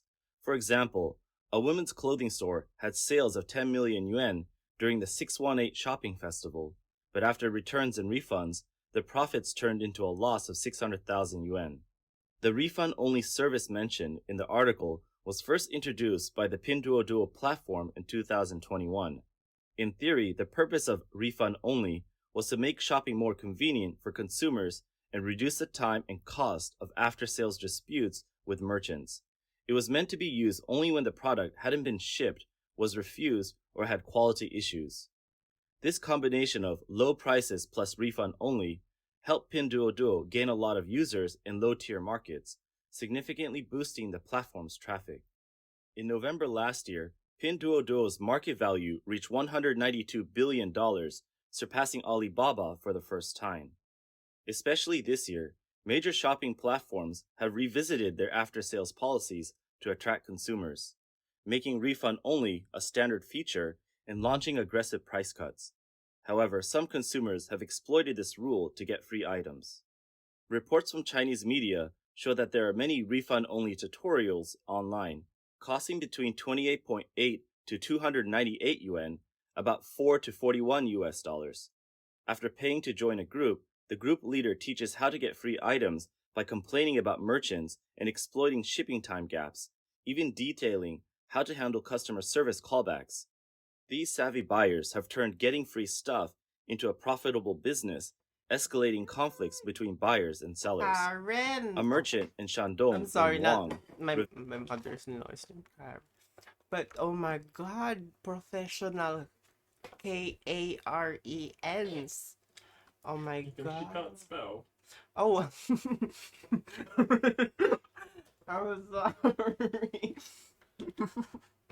Yeah, I forgot yet. I'm sorry, but yeah, like what the fuck? They just made money off like the whole I want your manager. They're wow. That's smart though. That's still smart, like the brand, like smart. revealed to Chinese media, merchants are helpless against refund-only policies. Recently, he was embroiled in a lawsuit over an order worth just 13.8, less than $2. The buyer ordered baby food from Wang Ming's store, claiming there was a quality issue, and the platform approved a refund only. When Wang tried to contact the buyer to understand the situation, he discovered that the phone number was invalid, the name was fake, the address was vague, and the profile photo was a famous internet celebrity. Wang quickly realized he was dealing with a professional freebie seeker. Wang has been in e-commerce since 2014 and currently operates nearly 30 baby food stores online. He noticed an increase in refund orders this year after refund only became a standard feature. He said, "In the past, I would encounter only a few return orders a year, but now I get 4 or 5 return orders daily, with 2 or 3 being refund only. I don't even want to calculate the loss, but it's roughly 40,000 yuan, about $5,700 this year." Based on the tracking number, Wang contacted the delivery person, who said, "The delivery companies around here have all been complained about by this buyer. The buyer takes the delivery and immediately claims they didn't receive it. I've heard this person even resell these items." Upon hearing this, Wang decided to call the police, but after 2 months, he received no response. Wang feels his only option is to file a lawsuit, which he finds frustrating as it means another lengthy battle. Wang also mentioned that these incidents vary by industry, being most severe in fresh produce, followed by women's clothing. Smaller brands are more frequently targeted than big names. Through his research, Wang discovered that some freebie seekers deliberately damage items and claim they received damaged goods. Others find images of damaged items online and maliciously request refunds. That's wow. See, what the fuck? Yeah, do they think people wouldn't, like, the people on the back end wouldn't, like, oh no, I mean on the, like, I don't, oh my god, I'm running out of words, but Sorry, I'm just gonna let it play because yeah, I think I just got too pissed that I ran out. But Fund only. After encountering more of these scams, Wong realized the existence of a freebie seeker gray market. He said, "In the past, most freebie seekers were college students and stay-at-home moms, but now it's more widespread. An elderly man once told me he spent 100 yuan to learn how to exploit refund-only policies, and most of these free products ended up sold as secondhand items on platforms like Shanyu and WeChat." Wang felt he couldn't let this go easily, so he studied the legal regulations and began to defend his rights. In 2023 alone, he filed 30 lawsuits, determined to confront these freebie seekers. In one case, Wang sued a student from Hebei who had exploited the system. After filing the lawsuit, the court couldn't locate the individual, and Wang had to refile. Eventually, after much effort, Wang found the buyer, but by then, 4 or 5 months had passed since the refund. The buyer claimed it was a misunderstanding and offered to return the 16.8 yuan, about $2.30. Wang refused. After 2 mediation sessions, the buyer compensated Wang 1,500 yuan, about $207, including the cost of the goods and legal fees. However, this approach, which harms both sides, is unfair to merchants. Wang spent significant time, effort, and money on these lawsuits, and the compensation only covered the cost of goods and legal fees, resulting in a net loss for him. Out of the 30 lawsuits, only half were successful, and the cost of the unsuccessful cases further added to his losses. Wang's bigger headache is how quickly the platform honors refund requests. He received a notification about a refund-only request where the buyer claimed the plastic packaging was damaged. The platform intervened, approved the refund, and processed it quickly. During this process, Wang, as a merchant, was silenced. Wang believes this gives all the power to the consumer, leaving no room for communication between the buyer and seller. Merchants can't see buyer information, which allows many to exploit the platform's rules, leading to a surge in refund-only cases. While beneficial for consumers, this policy leaves merchants helpless. Previously, merchants could negotiate with consumers to minimize losses through return and refund, but now the platform forces them to bear the loss without question, severely impacting their operations. Chinese media also reported another refund-only mediation case. A buyer named Wu bought clothes worth 11.96 yuan from a store on an e-commerce platform and, dissatisfied with the product, requested a refund only. The platform, using big data, processed the refund. The store owner, Hu, felt Wu's actions caused a loss and sued Wu in Guangxing Zhongshan County Court, seeking the return of the 11.96 yuan and 800 yuan in reasonable costs incurred in defending his rights. Given the small amount involved, the presiding judge mediated the case. Wu realized his refund-only behavior was dishonest and agreed to return the payment and cover Hu's 800 yuan in related costs. Hu agreed to drop the lawsuit, and they reached a settlement. These incidents are just the tip of the iceberg. Some netizens have exposed various methods used by freebie seekers to exploit the system. The first method is malicious refund only, which is straightforward and crude. Freebie seekers request a refund only as soon as they receive the goods, often without any valid reason. Whether they succeed depends on the platform and the merchant's response. If they get the refund, they gain. If not, they don't lose much. This method is prevalent in remote areas, where they bank on the idea that merchants won't bother pursuing them due to the distance and effort involved. Some merchants, like a female shop owner in Shanghai, have taken extreme measures, driving hundreds of miles to confront those exploiting the system. However, most merchants can't afford the time and effort, so they just let it go. The second method involves faking product damage with photos. For example, they use photo editing techniques to make purchased items appear damaged. However, these edited photos often look fake. In one photo, the seam in the ground looks unnatural, possibly due to poor editing skills, and a blurred filter was added. The broken shoe in the photo doesn't cast a shadow, clearly showing it's fake. Under consumer-friendly platform rules, these fake photos often result in successful refund claims. Even without photo editing skills, some use mobile stickers to fake damage. Some savvy operators exploit platform rules directly. For instance, university students, mainly located in Shandong, are familiar with these rules. After placing an order, they start pushing for shipment. Once the order is marked for shipment, there's a delay before the logistics information is updated. During this window, they request a refund, which the system approves without review. Even after the refund, merchants are not notified and continue to ship the item. These students often use addresses like college campuses or parcel lockers, making returns difficult. An e-commerce business owner who experienced these schemes shared, "Don't ship to Shandong. For every order shipped, a return follows. Black Shandong from ads, especially addresses at parcel lockers and colleges. These buyers are organized and see e-commerce as a way to get free items. They are young, mainly university students, and very arrogant. Now, I consider orders from Shandong as sunk costs. It spreads like a contagion. One tells 10, and 10 tell 100. These students understand the rules thoroughly, pushing for shipment and immediately requesting a refund once it's marked. Previously, we could intercept these, losing only shipping fees. Now it's not possible. Good product quality doesn't matter. High quality means faster bankruptcy. Product quality can no longer determine return rates or additional purchases. E-commerce now includes refund only as a sunk cost, leading to either price hikes or quality reduction. More university students across the country may adopt this tactic, spreading widely. Blocking ads is not a solution, it's ineffective.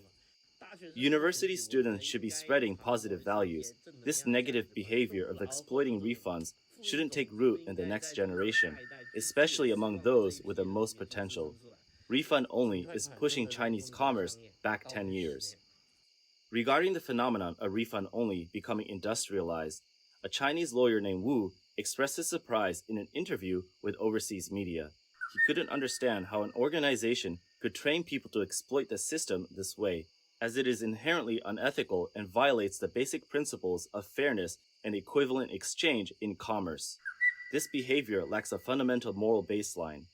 Wu was also surprised by the transformation of Chinese society to the extent that many people engage in such activities.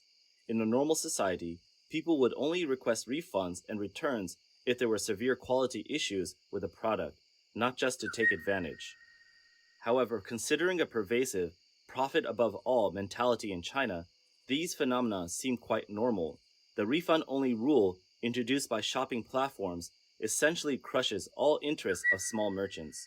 The platforms provide opportunities for consumers to take advantage, thereby increasing their traffic and growing their business. Furthermore, the relationship between platforms and small merchants is unequal, similar to the relationship between the government and the people, with merchants being the weaker party.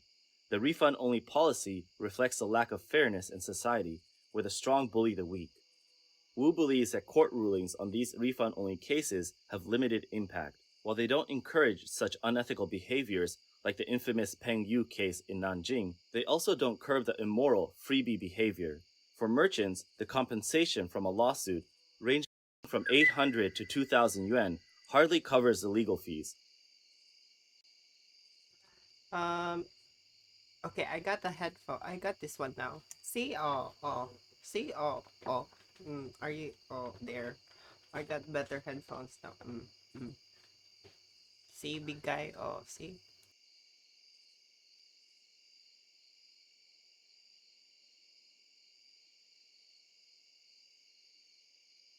Also, yeah, I'm just gonna be I'm just gonna be setting this up really quick because I think it's starting to play on the other. Did it stop? Did the audio stop or something? Is it still going on? Do you still hear it? Do you still hear it? I don't need to use my... Although I have so many wires, it's so annoying. Anyway, okay, so, you hear the bird? How about the audio, the noise on the background?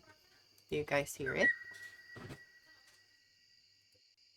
However, for the freebie seekers, it is very profitable. Wu also mentioned that this freebie phenomenon is prevalent in the legal industry as well. Do you hear the YouTube thing? Okay. Many people seek free legal consultations without any intention of hiring the lawyer for their case. Due to the relatively small loss, it hasn't garnered much attention. The root cause of the rampant freebie behavior across various industries in China is the evil environment under the CCP's rule and the moral decay it has led to. Former Shandong Normal University professor Li Yuanhua commented on this issue, stating, "We can't blame the refund-only method itself. We must recognize that in an evil society, no method can solve the problems caused by such evil. In such a society, any legitimate business operation is susceptible to exploitation. Many people in China today have lost their moral compass and disregard integrity, leading to rampant opportunism and trickery. The fact that these behaviors are being taught and sold as tutorials indicates the low moral standards of the society. For instance, the Pinduoduo platform in China excessively lowers prices to unreasonable levels, damaging a healthy commercial environment. To maintain low prices, merchants resort to cutting corners, resulting in a flood of substandard products. Regarding whether the CCP will address the plight of merchants, Li believes the CCP will not focus on individual cases or small merchants' difficulties. The CCP only cares about maintaining its autocratic rule and securing its power. Unless something threatens its authority, we won't intervene. Therefore, the environment the CCP fosters is one of tolerated evil, where people use unethical methods for profit, gradually eroding a healthy commercial environment."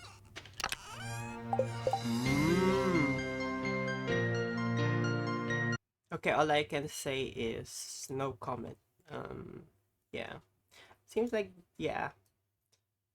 To think about it, a lot of shit to this day are still coming from China. Ooh, what the hell is that? Oh, let's watch some Daily Dose. Oh no, should I watch Daily Dose? Nah, I'm gonna get distracted if I watch Daily Dose of Internet. Oh, mukbanger streamer passes away while live streaming. Oh my god. I was just doing that a while ago. I was just eating Costco. Let's see that. Hey guys, what's up and welcome back to my channel. I apologize if you hear the AC, but it's hot as fuck today. Yes, so today okay, I wanted sister, to talk you're hot, about I the death know. of a mukbanger Yes, called girl. Pan Xiaoting. So there's a lot to be said about that, but I did want to read this article from Daily Mail, and as I've said a billion times, I, for the most part, don't really use Daily Mail unless it's unavoidable. In this particular case, I wanted to correct a couple of things that Daily Mail fucked up, so here we are. How the death of 24-year-old Pan Xiaoting in China added the grotesque rise of extreme eating influencers in America. A dangerous new online trend claimed the life of its first star this week. Pan Xiaoting collapsed and died at 24 when live streaming a mukbang video, a binge-eating trend that has exploded in popularity since 2016. Her autopsy showed she had undigested food in her stomach after eating a reported 10 kilos of food, the equivalent of 22 pounds of food, including cake and fried chicken, over several hours. What I was gonna correct, though they did say that the trend has been around since 2016, I don't know when mukbangs really took off. All I'm gonna say is that they're by no means new. As far as I've seen, they've been some of the most lucrative types of videos, so it's not just that they're not new. This has been, I hate to say it, but culturally on the internet, mukbangs have been heavily discussed, not only because they get crazy amounts of views and because there's a lot of demand for it, but it's also like, there's been a discussion around, there's certain people that I know who watch mukbangs because they don't want to eat alone. They like to hear the sound, and all relatively normal-ish type shit, right? On the other hand, there are other people who get sexual gratification out of it, especially feeders, right? And feeders, if you don't know, as the name suggests, are people who get off on the idea of typically overfeeding people who are already a larger than average size, or turning people into a larger than average size. So it's kind of a weight-ish fetish from everything I researched back in the day. I don't know if the fetish has evolved. I'm a little too scared to check, but that's how it was back when. So the discussion around mukbangs isn't just the danger to yourself and your health, it's also like, who is this catering to, right? Because as much as for you, you're just eating a crazy amount, like the 10,000 calorie challenge used to be a thing, For the person filming it, it very well could just be, you know what, I'm gonna go fucking crazy today. Whereas the people watching might be doing things that require doors being locked. Anyway, let's get back to the central point. Part of the mukbang discussion is also the idea of overindulging and, you know, there being consequences, much like we see here. And that's part of the discussion that gets quiet very fast though, because it's not a fun conversation to have, and it's obviously rather serious because, as we see, the consequences can be fatal. Yet some of the most popular mukbangers in the US, with upwards of 4 million regular subscribers and viewers, doctors warn that every time they carry out one of these eating marathons, they drive their heart rates up, breathing becomes heavier as the body's demand for oxygen increases, and their blood pressure and insulin levels rise. And I mean, even without knowing all of this medical shit realistically, anyone can tell you that eating massive quantities of food in one sitting, especially if you're doing it repeatedly, it's not good. I think that much is obvious even for a dum-dum, right? Also worth noting, in the pictures at the top, they show Nikocado, Avocado, and then Trisha Paytas. So these are the examples being given. They also have a before. So, yeah.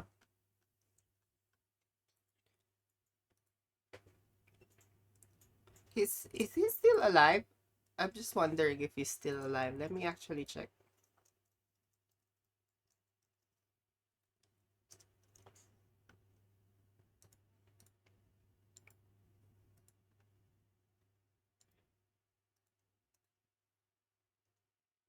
Oh, he's still alive. Why we can't break up? Eating the world's spicy. Ugh. 3 point, oh my god, wow, 3.1 million. Wow. Wow. You cray. Oh my gosh. And after of Nikocado Avocado, in case you needed that, of him when he was really skinny, and then now when they say the YouTuber is now obese and suffers from sleep apnea. Kind of shady. So they give a history of mukbangs, saying that it started in Korea. If you want to read that, this will be linked down below, but truly I'm not here for the history of mukbangs. I wanted to talk about what actually happened. So it says, local media in China reported on July 14th that she died suddenly during a live stream.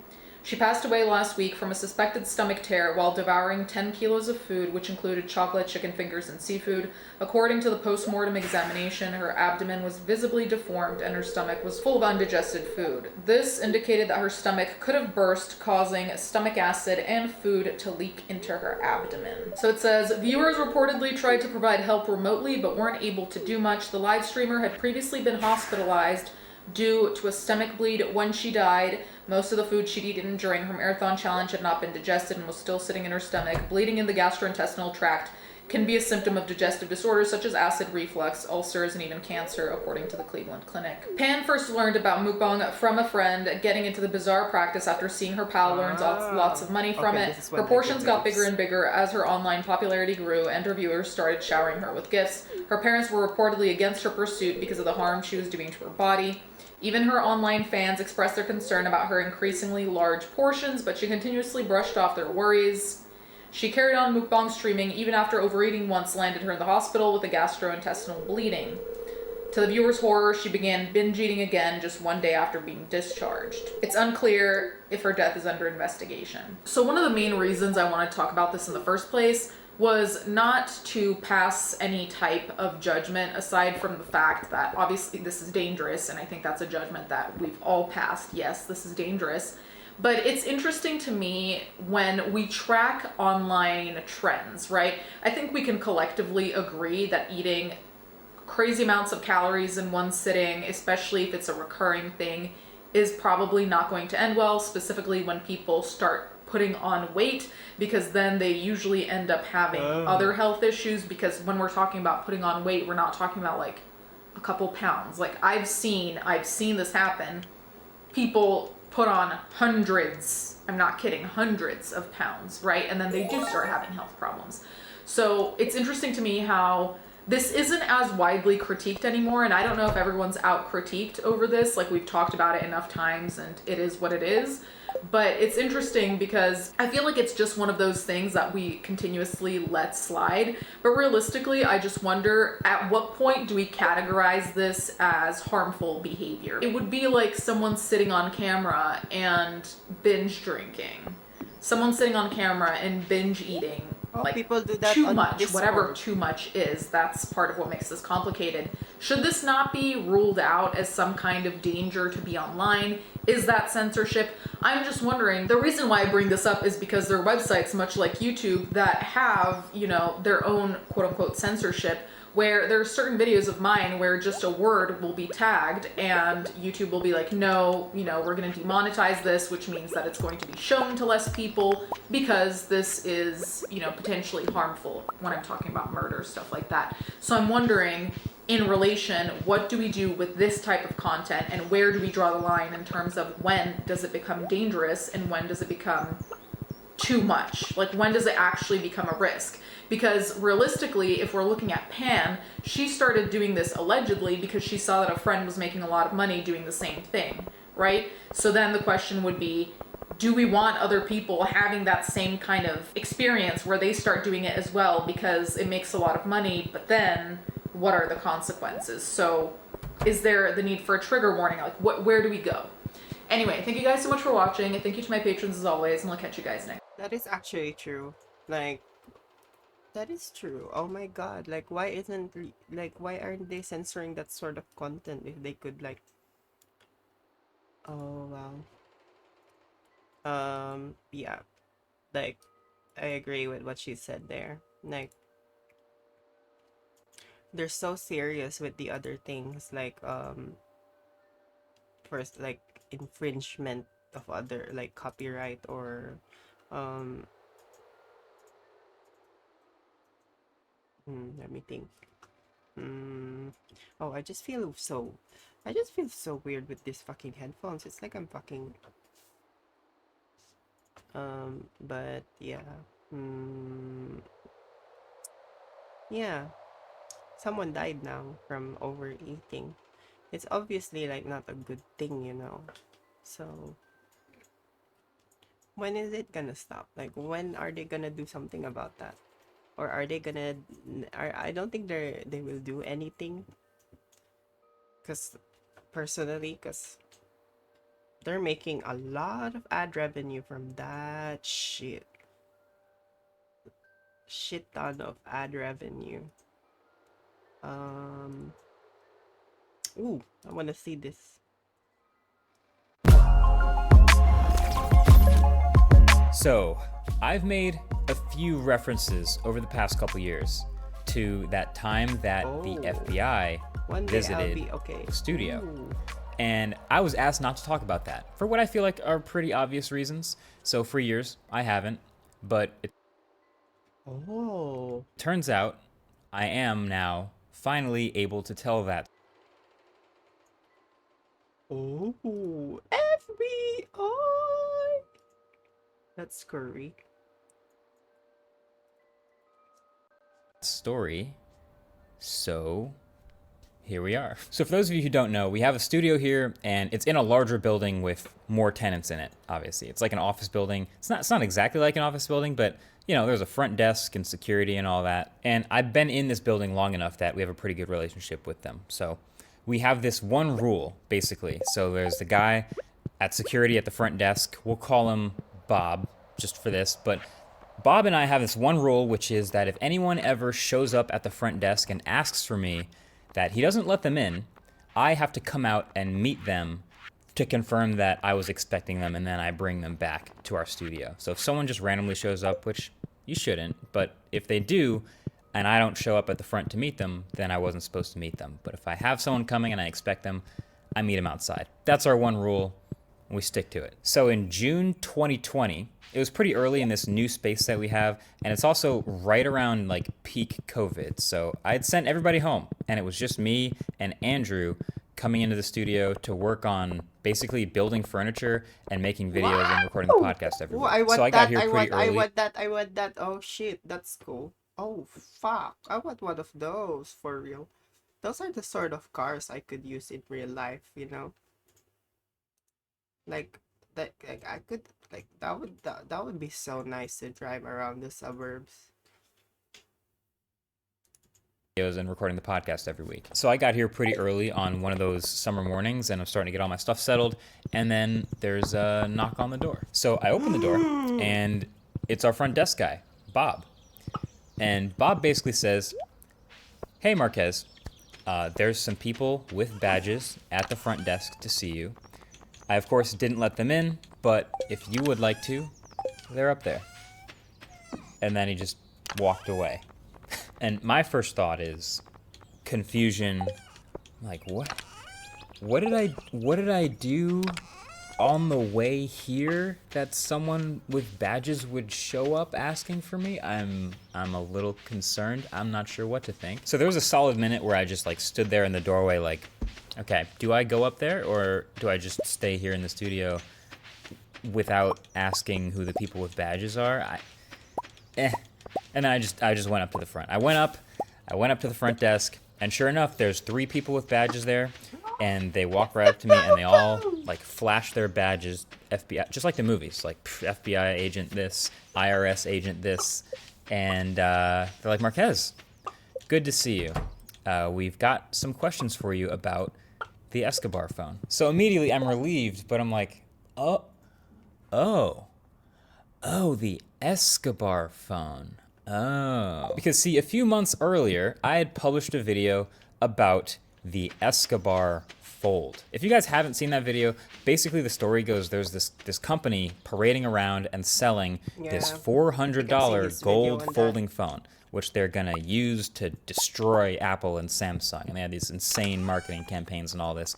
But really what they were doing, as I uncovered in my video, was covering Samsung Galaxy Folds cheaply with like gold stickers and then shipping them to YouTubers and people who they believe would talk about it positively, and then not shipping any of the other orders from regular people or the audiences that watch those videos. Those people were getting scammed out of their money. And honestly, in hindsight, I don't know how they thought they were going to get away with this. Like, it felt pretty obvious to me, but you know, eventually their whole plan backfired when I made a video about the entire thing. So now fast forward a couple months, and it actually makes sense that the FBI and the IRS are interested. I didn't realize they were just gonna show up one day. But here we are. But you know, shout out to Bob at the front desk He should have asked for a job. That would be cool. I want to work for them. for sticking to our rule. Even though he probably had a bunch of people like flash FBI badges at him, he stuck to our rule, and that was great. So I appreciate that. But yeah, so I came out, I brought them back to our spot, and they basically then had a bunch of questions about that video and the process of dealing with that company in any way, like any and all communications that I had with them, any email I'd ever sent or received from them ever. They wanted everything. And actually, it was funny, another tidbit is Andrew at the time had just started running the business email account here, and when they were asking, like, has anybody else on your team possibly ever been in email communication with this company? And I was like, I think Andrew might have. And Andrew just had arrived at the studio and walked up to the front door of our spot. And so I go, hey, come in. And you know, first thing he sees is like me in an empty studio with a bunch of people in suits, like waving him over. So he has a pretty funny alternate perspective on this story. So the FBI actually took the half-peeled Escobar Fold and the scratched gold iPhone from my videos as evidence in the case. They literally asked for them and took them away. They put them in sealed plastic bags that said evidence on them, which is why I said at the end of the Smartphone Awards that year. Also, honorable mention to the Escobar Fold 2, which I also don't have on this desk because it is in the possession of the FBI. Someday I'll be able to tell that story. So as they're leaving, you know, they've asked me all the questions. As the FBI and IRS people are leaving, they're like, hey, don't talk about this at all publicly, please. And I'm like, yo, of course, yeah. No, obviously, you're the FBI. Of course, I'm not going to talk about it. I don't want to interfere with the investigation in any way. But also, like, when could I talk about it? Like, how long do you think before I am allowed to? And And they said, we'll let you know. So I've been biting my tongue for years, not talking about it, hinting at it a little bit, but not anything too serious. But since then, a lot of the dominoes have started to fall. You know, at first, when the scam was happening, PayPal stopped working with them, so they'd switched to this only non-refundable direct transfer thing with Klarna, and then they stopped working with them too, and then eventually the whole operation starts falling down. And the guy at the head of it, named Olaf Gustafsson, this guy finally ends up getting arrested and going to prison in Spain for fraud and money laundering and a bunch of other things, basically for everything that I talked about in those videos. So I've been holding on to this, not really knowing, like, okay, is it cool now that he's behind bars to talk about it? So we actually reached back out to those same FBI agents because they left their cards. And they're like, oh yeah, no, it's cool now to talk about it. You're totally fine. So there unfortunately is no footage of any of this incident. But there is these papers, which they provided as proof that they received property to be used as evidence in the case. Oh my god, that's really awful handwriting. I just want to have to like zoom that out. Like it looks like a children's handwriting. And I'm proud of my handwriting, okay? I have a decent handwriting. But yeah, that looks so like look at that handwriting. That's like the handwriting of a 10-year-old or something. Like, what sort of handwriting is that? Are you kidding me? I mean, I guess it's legible. Like, at least you can read it, but like, what the fuck? Why does it look like a child? Like, it's just like something a child made. Sorry, I'm just gonna keep playing it. So one Pablo Escobar Fold 2 mobile flip phone, aka Samsung, and one Pablo Escobar Gold 11 Pro mobile phone, aka iPhone 11 Pro. But hey, now you basically know the story. Yeah, pretty serious business out here making videos about phones sometimes, you know? Apparently also, if this guy Olaf ever does get charged in the United States, then it's very likely my videos would show up somewhere in those court documents, which is crazy. Ooh. And also the phones that they took may show up as evidence. But yeah, I do want to get back into a little more of the more investigative, deep dive type of videos. Obviously the giant scams don't happen very often, thankfully, in the tech world, but still they are fascinating stories when they do. And by the way, that's not the only encounter that we've had with the FBI in running this YouTube channel, but that's another story for another day. But hey, if you want more fun stories like this one, let me know with the comments. But also the latest episode, the bonus episode of the Waveform podcast is just stories like that sucks. He fucking didn't tell us about the next story. That's so bullshit. I just like that's so crap, I must say. Like what the fuckaroo. Also, how my Filipina wife got scammed. Oh my god, why am I seeing this Filipina America, Filipina? Oh my, ay. Body scan shows cocaine in man's guts. Nah, I think I'm gonna watch this. Ukraine's foreign minister pays a visit to China. Beijing brokers a supposed unity deal between rival Palestinian factions. And now the CCP is making demands of the US related to nuclear policy. That and more on this week's China News Headlines. Welcome to China Uncensored. I'm Chris Chappell, and I have some exciting news. We're at nearly 2 million subscribers, only about 40,000 more to go. So if you're watching and you're not subscribed, hit that subscribe button now. When we get to 2 million, we'll do a special live stream for you where we'll do something we've never done before. So again, hit that subscribe button. And now, on with the show. So let's start with something nice and light. The Russia-Ukrainian war.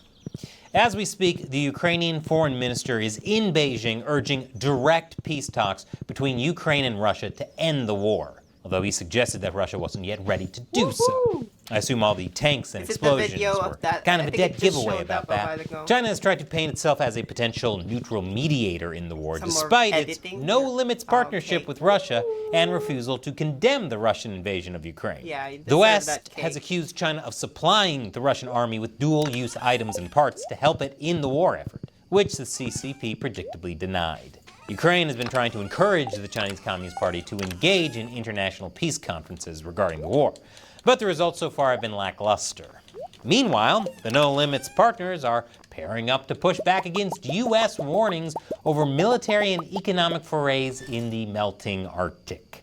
In recent years, Russia has increased its military presence in the Arctic Ocean, while the CCP has labeled itself a near-Arctic state and increased funding for polar exploration and research. Yep, not even polar bears are safe from the threat of Chinese invaders.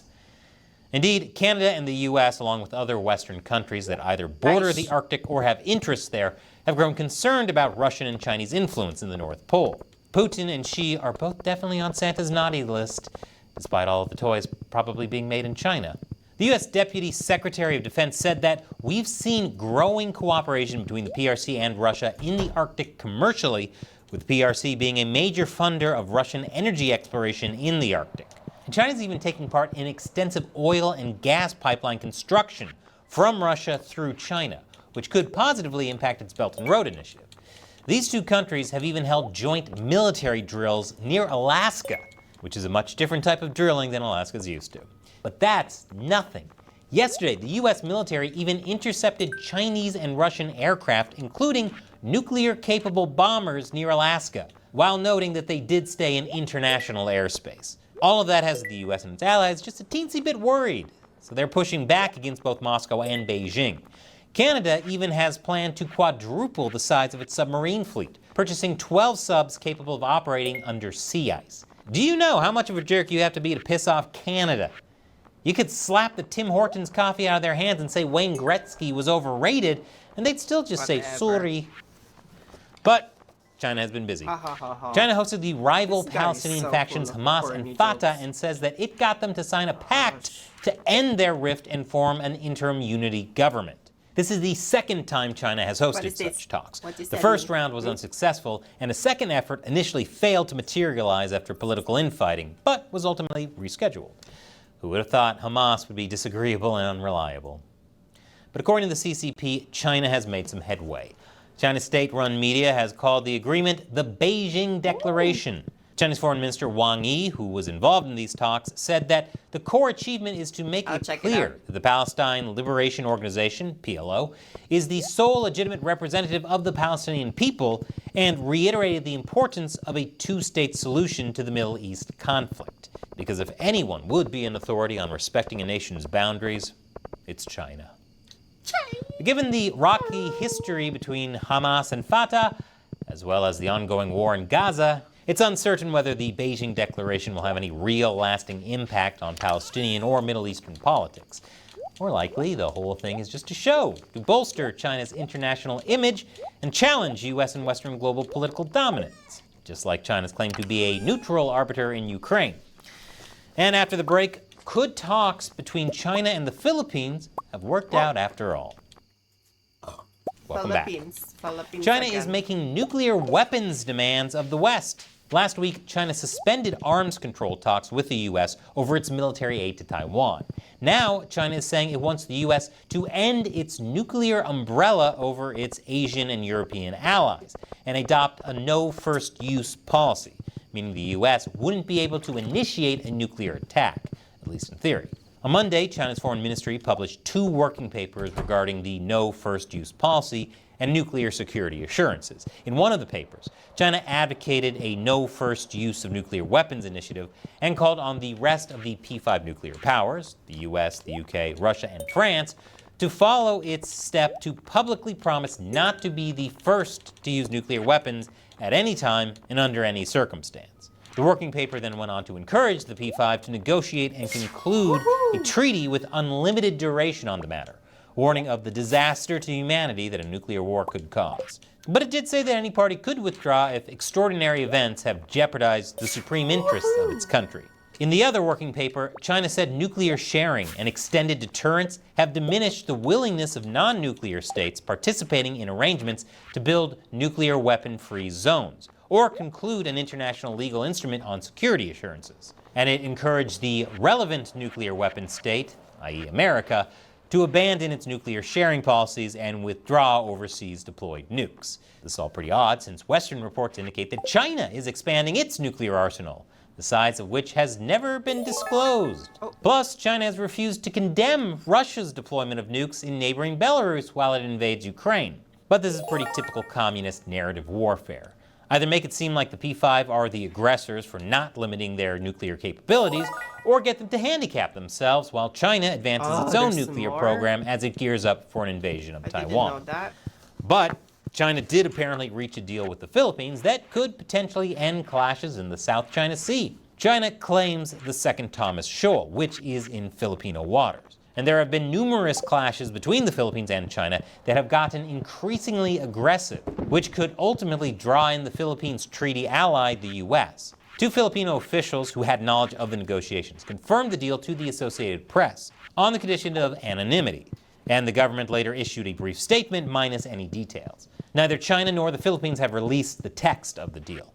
China's foreign ministry did announce shortly after midnight on Sunday that they discussed with the Philippines managing the situation and reached a provisional agreement with the Philippines on humanitarian resupply of living necessities, which likely means the Sierra Madre, an old World War II era the corny jokes. I don't want corny jokes. warship the Philippines I'm kidding. ran aground on But the no, I don't want corny jokes second now. Thomas Shoal and has kept troops stationed there. For its part, No the corny Philippines jokes Department of Foreign allowed. Affairs released a statement saying both sides continue to recognize the need to de-escalate the situation in the South China You can Sea send it to and me manage and I'll differences think through about it. I'll dialogue and judge them, consultation, obviously, and agree because that the that's what you agreement want will me not to do. You prejudice want me to each other's judge the positions in the South China Sea. But given that the deal leaves territorial disputes unresolved, who knows how long that will be the case. And finally, China is raising its retirement age amidst an aging population. The decision comes after an important economic meeting last week called the Three Plenum, held by top CCP officials. It also comes as China's birth rate continues to decline and as life expectancy has risen above even that of the US. Unless you speak out against the Chinese Communist Party, of course. At the time of the Communist Revolution in 1949, life expectancy in the country was just 36 years. Now it's 78. But China's retirement age is one of the world's lowest, at just 60 for men and 55 for women in white-collar jobs. Working-class women can retire at 50. The decision comes after a 2019 report from China's Academy of Social Sciences, which said the country's pension fund would run dry by 2035. But that was before the pandemic, zero COVID. And a host of other recent issues slammed the economy, so it's probably going to come even sooner. It remains to be seen whether or not this move will do anything to help the Chinese economy, which has, let's put it this way, a ton of other problems holding it back. And now, it's time for me to respond to a question or comment from the China goodbye. Uncensored. Thank you so much for your video. I'll check this out. What are some of the worst mistakes ever made in the office or at work? I have compiled a list of what I think are the most unlucky, the sort of biggest impact, and if I'm being honest, some of the funniest ones that I've ever seen. The reason I'm doing this is not to make fun of people, it's to celebrate the fact that we all make mistakes, right? There's not a human person on earth who has not made a mistake at work at some point in their life. And I think it's important to celebrate that. And so we're going to start off in a warehouse and this absolute doozy. Oh no. Oh no.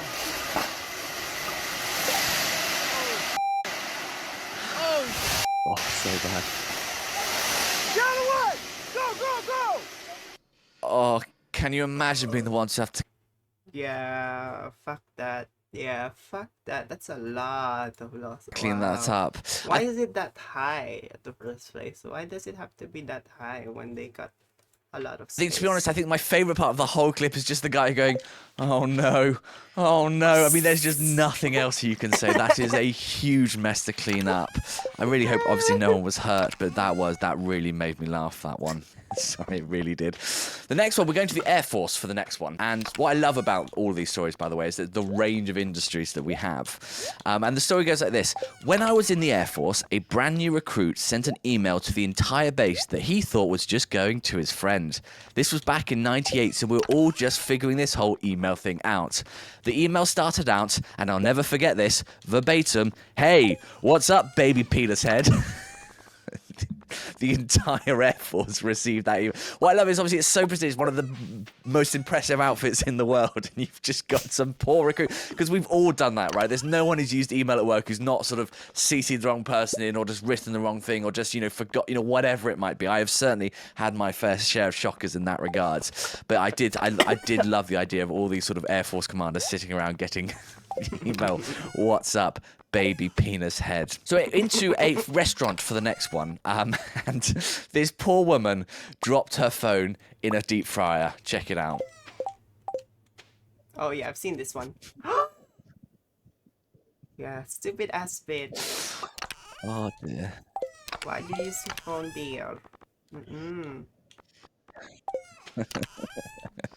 It's, for me, it's her expression at the very end, just that sort of look of, oh god, a just complete shock that absolutely floors me every time. I mean, yeah, look, we've all done that, right? So sometimes you do haven't. just drop things, but the fact that there's a fryer there at that exact moment haven't is dropped my pretty phone on a unfortunate. dryer. Oh, on a I hope she fryer, managed to get bitch. that all sorted. The next one, we're looking at a bigger impact one now. Ah! This made the list just for the sheer number of people it impacted from what was such like a small mistake. And the story goes like this. We're back into development and IT, and I'll be honest, I'm so sympathetic to developers, because any mistake they make can so easily be amplified literally across the globe, because it's obviously so far-reaching now. But the story goes like this. One time, a member of my dev team was taken a task to cancel a few credit cards, fewer than 10, directly in the database. They accidentally cancelled 17 million. 17 million. Wow. The mistake was only caught when the company helpline started to receive millions of calls the next day from people all over the country asking why their cards were not working. And firstly, I'm so sorry for that developer, because that sort of mistake that has such far-reaching consequences must just be devastating. Excuse me, I'm sorry to the customer serving. Okay. But can we also spare a thought for the customer service team? Okay, Can you yeah. imagine the day they have when you've got 17 million He said customers that. trying to call up, Yeah, all like, saying the same they'd things, be sort of going, my mad, like, car's not working, and just sort of go through that process over and over and over again. But yeah, I mean, that, there's no way to avoid that. That, you can only look at that as a pretty poor day in the office. So yes, fair play to that one. The next one happened in a casino, and it's a gardener who is the protagonist of this particular story. So the story goes like this. Worked at a large casino in a large tourist city. The penthouse garden was being redone, and the gardener has put tarpaulins down to protect the tiles. A storm rolled through, and the tarps were blocking the drains, so the garden flooded, back into the penthouse, down the lift shaft, and into the restaurant where I worked. Chaos. And I feel so sorry for this gardener, because when you make a mistake through just, you missed something, or you did something wrong, and all that sort of stuff. Like, I think we can all sort of appreciate that. But when you're sort of trying to be helpful, like this poor gardener was, he's saying, right, the guy's being redone, I'm going to make sure it doesn't, get sort of flooded or anything like that. So the fact that he's kind of done that, taken that proactive step, saying, no, I'm going to be really helpful, I'm going to sort of take the initiative, and I'm going to solve that, and to backfire so spectacularly. My heart goes out to him a little bit, because that really is so unfortunate. Like, it really, really is. The next, we're going to an Irish lad to hear from him in regards to one of his biggest mistakes. And in particular, I love his whole approach to how you should deal with a mistake at work. Check it out. If you make a mistake in work, never cover it up. You just need to take responsibility for it, acknowledge it, help clean it up, and learn from it. There's nothing else you can do. It's part and parcel of a normal career. Now, let me tell you one of my biggest ups, and this is one that legally I can say, because there's a few that I wouldn't be able to tell you. I was leaving a job after 2 years, and on my final day, a package came for 20,000 leaflets that I had designed, and when we opened up the boxes, there was a spelling mistake on every single leaflet, so they were all deemed useless. So my final hour in that job was spent carrying out box after box of leaflets to the recycling with my manager. Now, it did cost the company a few bob, but I still got a reference and nobody died, so it's great. I absolutely love that. I think that's such a great approach to it. I love the fact you got a reference. I'm dying to know what legally he can't talk about, as I'm sure we all are. But I think that's such a healthy attitude because, like I said, we all make mistakes, right? We absolutely do. There's no one ever who's not made at least one mistake at some point. And the trick to do is not let it completely destroy you, in the sense of the best way to think about it is just say, look, in the next 6 to 12 months, am I going to really care? Am I going to look? Because so few mistakes are like that impactful, right? They're often small little things that can be quite funny. And so I'd love to hear in the comments any other mistakes that people made. Like, I really, really do, because I'll give a prize to the person whose story gets the most likes, I promise you. So please do share your stories with it. And the final one, and the reason it's made the list is because I am incredibly immature. And honestly, it just made me laugh. Like, it really, really did. And I think there's such a good story behind this one. But the story goes like this. My friend was writing an email to our entire company, congratulating an employee whose name was Virginia. Some of you may see where this is going, but she accidentally wrote vagina. It was one of the funniest days in the office. No one could stop laughing. The subject line read congratulations to vagina.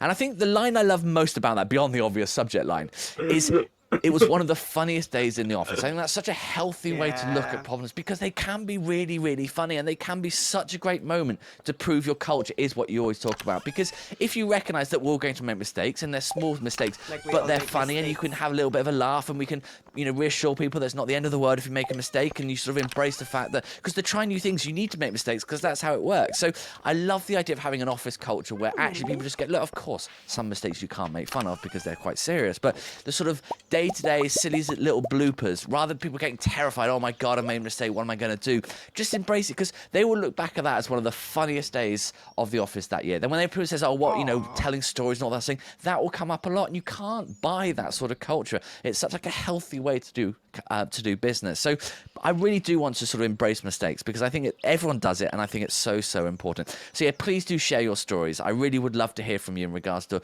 what you think your sort of best or funniest or worst mistakes are. I promise you I will read them all. And I'm very, very curious to hear who's got the best one. Aw, that's so sweet of him. And yeah, that's true. It's the funny times that makes work a little bit bearable. Or, it's the small talks as well, the discussions you make with your coworkers. That's how you foster culture. I'm gonna see this. What corny jokes are you talking about? Why does he look like a fucking AI? Gosh. What's... Not really. I don't think so. I never mess up. I'm kidding. I know I couldn't remember them because all of the things I messed up were like, yeah, either boring shit. The difference between a drummer and a vacuum? What's that? A vacuum has to be plugged in to suck. Oof, that one stung a little bit. Okay, I got one. Steal a man's wallet, he'll be poor for a week. Teach him how to play guitar, and he'll be poor for a lifetime. It's true. Zinger. What's the difference between a...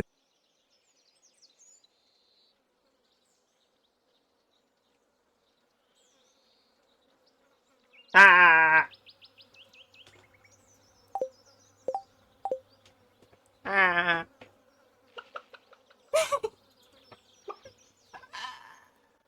Okay, I got one. Steal a man's wallet, he'll be poor. Konnichiwa. Hey, what's up, bro? Hey, what's up? Konnichiwa. Hey. So, what do you do? I do stand-up comedy. It's a... Stand-up comedy? Yes. Then why are you sitting down? So, what do you do? Oh. I'm kidding. How's your morning going? About to have a mental breakdown. How about you? Nice, nice. I'm in the middle of a mental breakdown already. Oh, shit, that's me. Yeah. I think that's all of us. I think that's all of us in a way. Also, I'm bored of this game now. I'm sorry. I'm not into video games. Okay, I'm sorry. Okay, I'm just not. I don't know why. I don't know what's wrong with me, but I'm just not into video games anymore. Why is that? So weird. Gosh. Anyway, I'm going back to YouTube videos. And I'm going to my bigger screen here. Wait, let me actually breathe. I'll let my ears breathe for a second because, oof, that was so hot. Okay. So, ooh, no, ooh, Oh, is this the video that you're talking about? That's 12 minutes? That's insane. 12 minutes? Wow. I'm sorry, that's a long, like, I'm just thinking about, like, what sort of footage you've got, and I'm like, whoa. Sorry, I'll just have to tie this up. Also, I want to see this. Hello everyone, this is your Hello everyone, this is your daily dose of internet, everyone.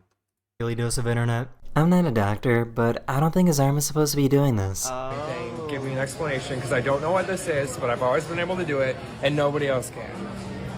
It's my arm just like...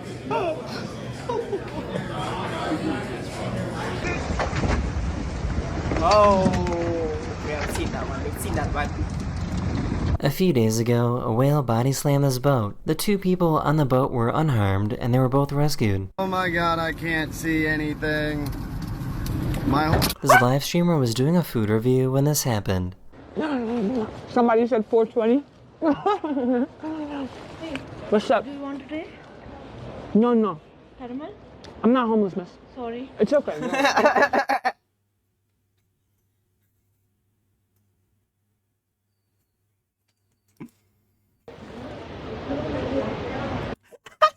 Sorry. It's okay. No way. No, no. Caramel? I'm not homeless, miss. Sorry. It's okay. No way.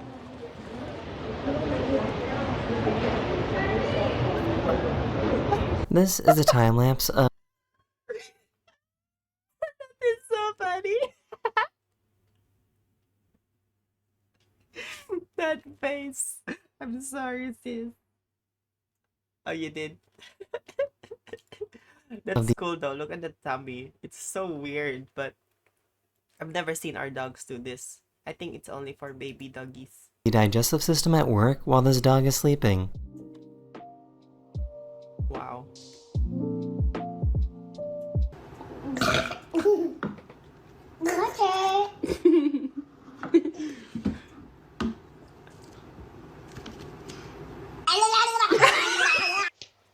Can you help me, Mom? Oh. Here she goes. Can you help her? Is she okay? She bent. This boy asked his delivery driver to help his mom that was unconscious. The delivery driver checked on her, and paramedics showed up a few minutes later and saved her life. The mom has a rare syndrome that caused her heart rate to immediately drop. Oh wow, hallelujah. Thank you so much to that child. Oh wow.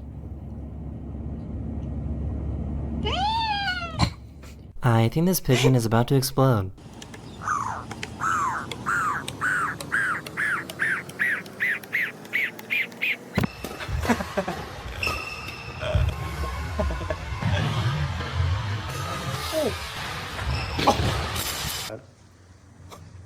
Wait, does the guy doesn't have his handicap, I think.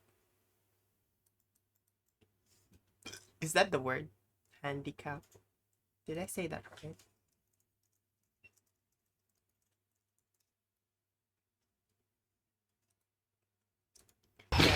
Yeah, I think he has like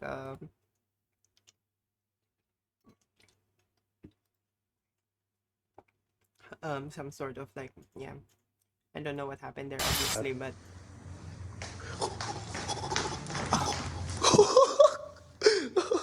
This YouTuber accidentally pranked the wrong person.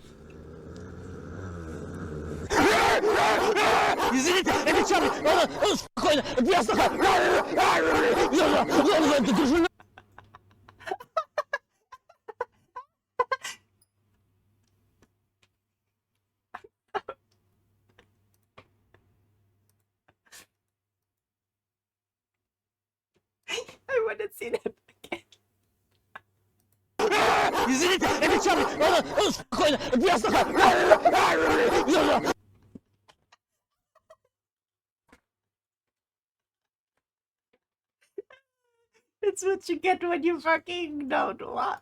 Well, look at the road. Okay, he was just looking at the fucking too late.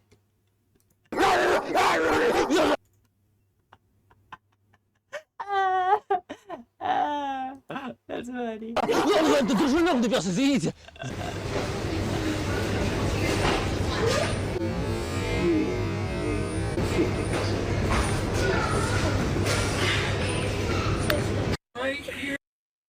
I knew he was gonna take that.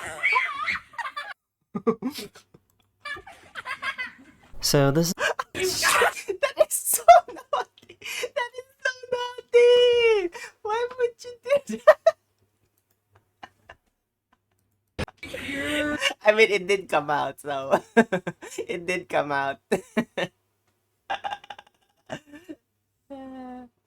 What things?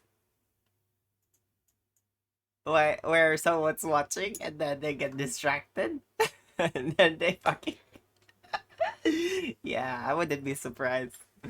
I would have done the same too. But this dude, look at that butt. Wow. Look at that. That's well shaped.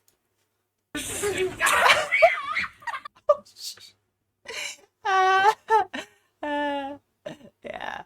I think that's something that I would do, honestly. If I would like to, like, yeah, if there's drama happening, like, I'd be like, oh. So this is pretty awkward. These people are Dine and Dashers. They ordered food at a restaurant and left without paying. But they forgot their purse when they left, so they came back to go get it. So the restaurant refused to give it back to them.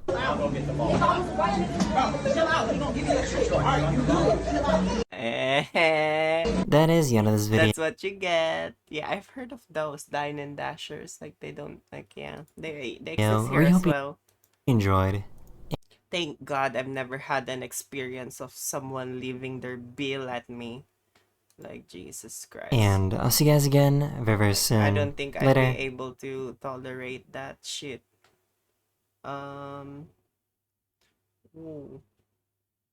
It's a scam. Be careful on who you buy. Oh my God, Facebook. Oh my God, Facebook. So the other day I saw a post on Marketplace. Facebook from a guy Yeah, they're scam. in Wendell who tagged 100 of his friends and said, "Hello gosh. guys, we are clearing out items from my dad's house. He got moved to aged care, and he is no longer in need of these items, and he is glad to have the extra money for other expenses on coming holidays. We have a truck and can deliver at a small extra fee. Send a DM if interested in any item." And he's got a whole list of random things like a side-by-side, a dog kennel, an espresso machine, and a whole lot more.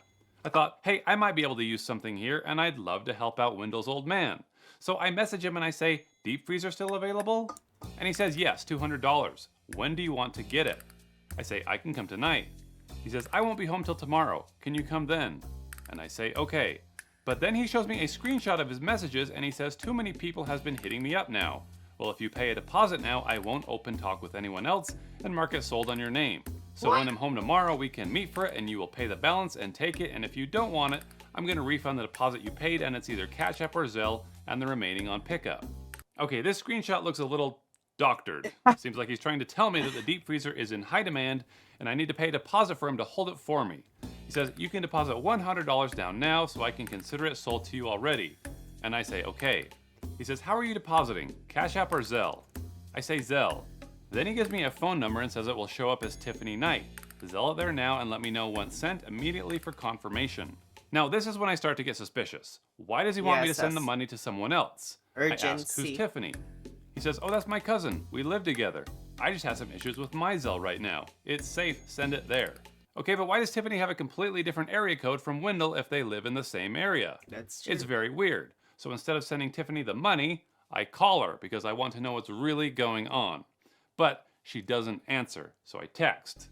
Still no response. But Wendell is getting anxious, wondering when I'm going to send Tiffany the money. I tell him Tiffany isn't responding to me, and he says, "Do you text her?" "Oh my, she's busy at work. She can't make a respond now. Are you skeptical or something?" Yes, I am skeptical, and I'm thinking I might be dealing with a scammer. So I do a little test and I drop an insult that only someone in Nigeria would understand. To which he responds with "your papa" and immediately blocks me. Okay, well that was interesting, and now I'm curious. So I take the first paragraph from his post and I do a search on Facebook, and I'm shocked to see dozens of more posts from random people all over the country saying the exact same thing, word for word. And if any of you watching this right now want to do the same thing, you can take this paragraph and go to Facebook and likely see what I'm seeing. Tons of profiles selling used stuff for their elderly dad. Here's a nice looking guy named Randy with the same post on his profile. He says he's got a KitchenAid for sale, so I message him and I ask if it's still available. And he responds and he says, "Hi Mike, yes it's available." Now I'm using a fake Facebook profile named Microphone because I'm definitely dealing with scammers at this point. I reply and I say I'm interested. And then he goes on to say the same thing about not being home till Sunday, and he wants me to make a deposit to reserve my item. And he provides me with the Venmo account for a guy named Cedric. Once again, he wants me to send the money to some other person. Yeah, So I ask for Cedric's phone number, but he says why? You don't need the full number to make payment. Now I really want to talk with Cedric and figure out who these people are, but since he's not going to give it to me, I throw out another Nigerian insult just to see how he responds.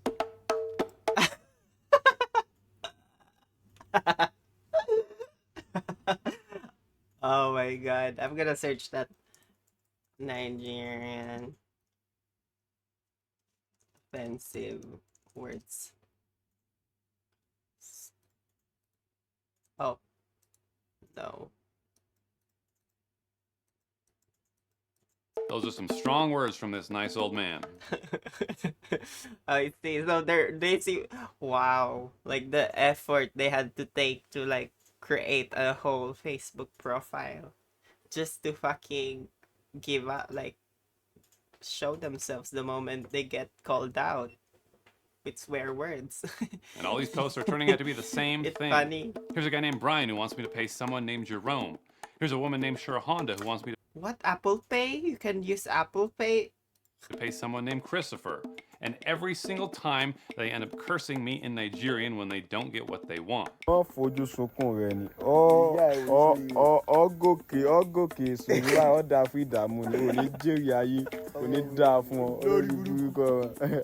it seems that what I've uncovered is a scam that's originating in Nigeria. They get you to send money for items that they don't own and that you'll never get.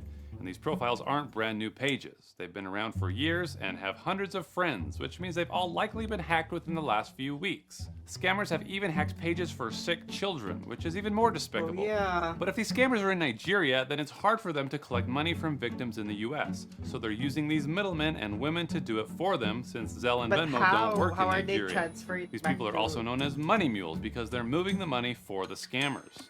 And I've always wondered how these mules get involved with Nigerian scammers, and I was determined to find out.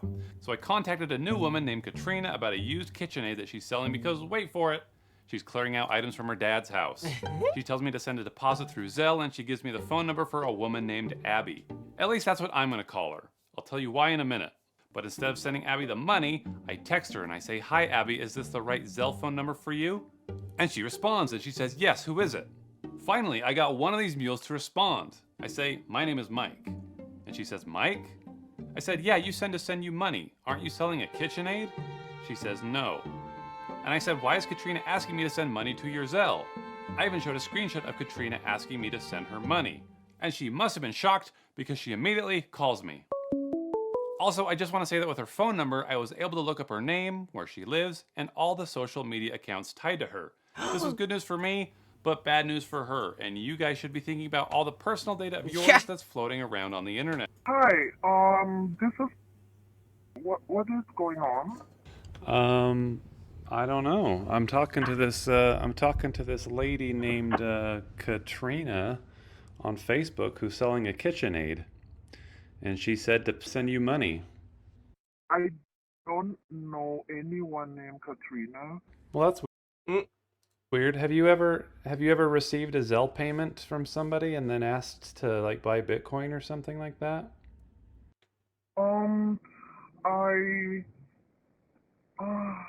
It's so weird.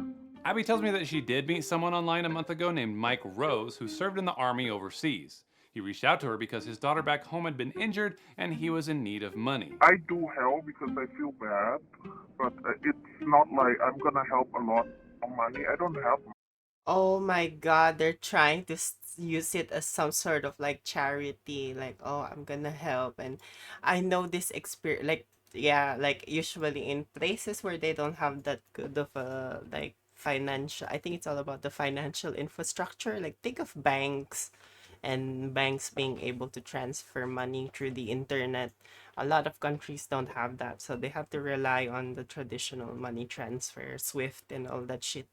Um, and yeah, that usually takes a few days to a few weeks, depending on where you're at. It has to clear on the it has to be cleared from country to country before you can access the money.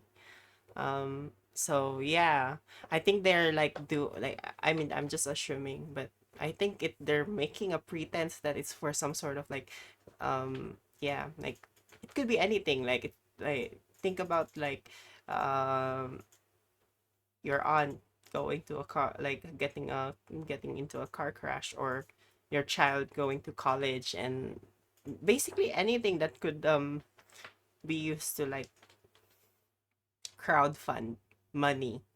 And basically this person will serve as their representative in the area, who will then transfer the bulk into a different method, which is via Bitcoin, I'm assuming, or could be anything. Money. But this picture is of another child who tragically died 9 years ago. The scammer just stole it from a memorial Facebook page in order to garner sympathy from Abby, as if scammers couldn't be any more vile. But Abby's world is completely rocked with this revelation that Mike Rose might not be who he says he is, because he's also impersonating a woman named Katrina who's claiming to sell used items on Facebook. But I really want to get to the bottom of this, so I have a deal for you, and you can tell me if you want to do it or not. But I want to send you this $100. And I just want to, I'm not asking for you to send it back or anything. I just don't want you to send it to them. But if I send you the $100, I just want to know what this scammer says to you. Like, they might come to you and ask you if somebody sent you money. I just really want to know what they'll say to you. And Abby agrees because she wants to know as much as I do. So I follow Katrina's instructions and I send $100 to Abby through Zelle. Katrina then asks me for a screenshot of the transaction, which I provide. I say, "Did you get it?" Then she says, "Hold on, let's check. I'm refreshing now." So now the scammer is going to go presumably ask Abby if she's received any incoming Zelle payments. And Abby shares screenshots with me showing that is exactly what's happening. Mike Rose says, "Hello baby, did you get $100? Abby says she did, and she asks who it's for. But Mike Rose says nothing about a KitchenAid. He says this is money to help his friend Jane. No, this not for me. Not for me. Want to get food for James. He's there at hospital. He's really sick. James, who is in the hospital and needs food. He wants Abby to do what she did before. Use it to buy Bitcoin and send it to him. And thus we see that scammers get their mules to collect money from victims and send Bitcoin by making them think that they're doing a favor for a friend.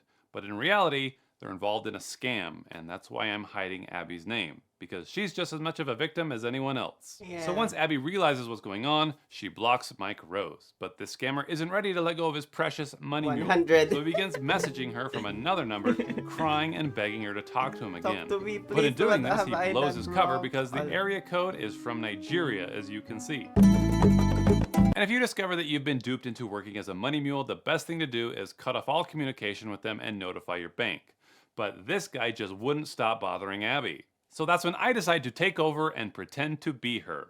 I messaged the phone number and I said, "Hi Mike, it's me. My phone broke." And then he said, "OMG, Abby, is that you?" I cried, Abby. But I continue our conversation and I say, "What is this money that someone sent me?" He says, "It's for James' hospital food." Then he asks if we can talk on Telegram because he probably doesn't want me seeing this Nigerian phone number. He claims that a friend of his sent the money to me so I can send it to Mike Rose so he can give it to James in the hospital. This scammer has spun quite a web in order to launder this money, but I'm going to complicate things even more. Let's break it down. Mike Rose is the guy who developed a relationship with Abby. Katrina is the lady selling a KitchenAid, and Microphone is the buyer. Both Mike Rose and Katrina are being played by the scammer, and both Microphone and Abby are being played by me, since the real Abby has removed herself from the story. But the scammer doesn't know that. So I have Abby tell Mike Rose that she's Oh, getting texts wow. from a guy named Microphone about a KitchenAid. And these are just text messages that I sent myself to fool him. But Mike Rose just tells Abby to ignore Microphone. This is likely why none of those other mules would respond to me when I reached out. But I keep having Microphone text Abby about the KitchenAid. And this gets the scammer nervous, so he goes back over to Facebook as Katrina, and he asks Microphone why he's texting the number. I say, I want my KitchenAid. I'm calling the police. Katrina says, stop texting the number and you will get your stuff. But Microphone is pissed, so he says, I'm on my way to Abby's house. The KitchenAid better be there. So then Abby writes Mike Rose and says, Microphone says he's coming to my house. So the scammer's starting to freak out, thinking that he's got Abby in some kind of trouble. So Mike Rose starts to tell Abby to send him the $100 before Microphone shows up. But soon I have Abby say, there's a man at my house. He says, a man? Yes. Doing what? He wants my KitchenAid. Who is this man you sent to my home? And then he starts to melt down, thinking that he's caused Microphone to look up Abby's address and come find his KitchenAid that he paid for. He says this is not the truth. And at this point I thought I could just stop and block him, but I was having way too much fun. So I had Abby send the scammer this video. What? Hello? Hey, you Katrina? You got my No, KitchenAid? what? Where is it? It's over. What do you want? And this was just something that I staged at my parents' house because they happen to have the same model Oh my god, this is so funny. of KitchenAid. I did this to make it look like a crazy guy just broke into Abby's home and stole her KitchenAid. What? And my little production must have scared him because he was like, who is this man? I don't That was really good. That was a good one. That was a good one. know this guy. I'm gonna Is give this him a joke, a babe? 10 out We of only use 11. your Zelle, Abby. I didn't give anyone your address. Don't you even trust me? And Abby said, the man stole my KitchenAid. Thanks to you, I hate you. Don't ever text me again. And then I finally blocked him. And that was what I hoped was the end of these two's relationship. But then I went onto Facebook as Microphone and I sent Katrina a picture saying, got my KitchenAid. And then for fun, I sent him this recording that another scammer sent me. Fojú sunkún rẹ ni. Gòkè sùúrù ó dà fún ìdààmú ni ò ní jèrè. Hopefully that messes with his head for a few days and causes him to reconsider his line of work. Because if you have that much creativity to string together an operation like that, I'm willing to bet that you could do something legitimate instead. I love people who fucking waste their time. I mean, they're not technically wasting their time because they're getting paid on YouTube and stuff. But I love it. That's like the funny way to like. If there's people you should prank, it should be the fucking scammers and not ordinary people. Ay ay ay ay. Okay. Anyway, it's 11:57. I wasn't actually planning on streaming today, but I was like, oh, you know what? I'm feeling like streaming today. But yeah. What guy? I guess you should. I guess you could send me one. I guess you could send me another one. I'm sorry. Let me just stretch for really set.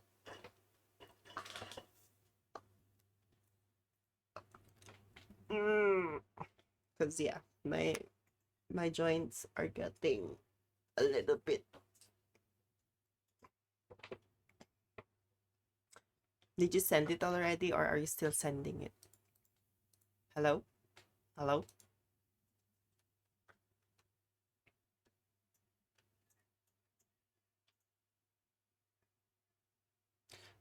Peak of Wall Street. Oh, I'm gonna see that as well. That's 3 hours ago.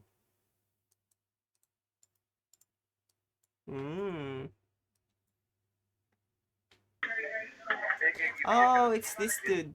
Yeah, I know this dude. Now click on yes, Mr. Victor, right? Done. Correct.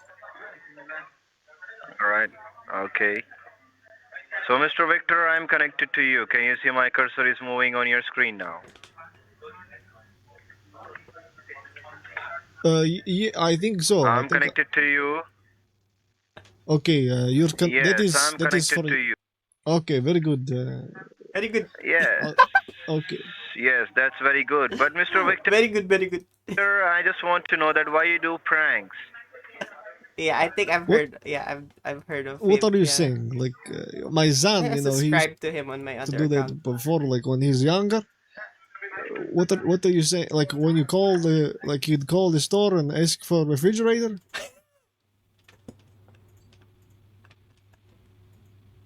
Be Excuse there with me. me. Okay. Okay. Okay. I used to watch a show where like they do all the little pranks before, but I'm not sure what you refer to.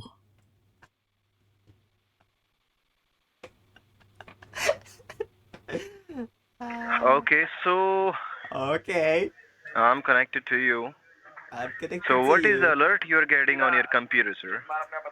I What is the tell the alert you're getting I on your told the computer? previous technician, I have the picture on my phone. I could send to you. It's like my son, he had me like turn it off. It was something about the 268 D3. Oh wait, is this the scammer? Is this the scammer going through his Is my thing? son making joke of me? Like he's the one telling me to do all this.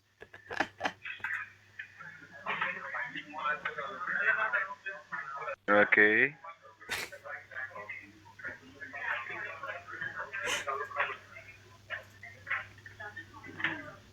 When you get this critical alert on your computer. Where is it? Oh, drug report. It is happening a while ago. Popular I mechanic. think I'm on the right one.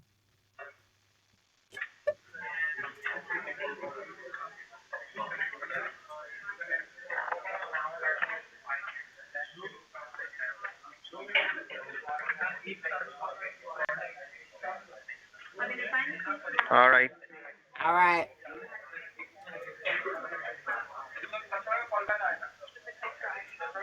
What is he doing? Why is he just leaving it there?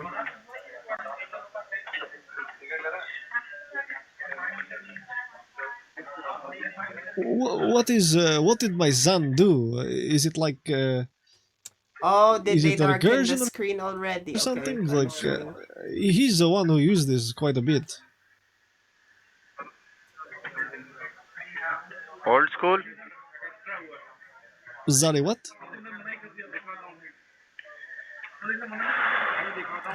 The dude is pissed.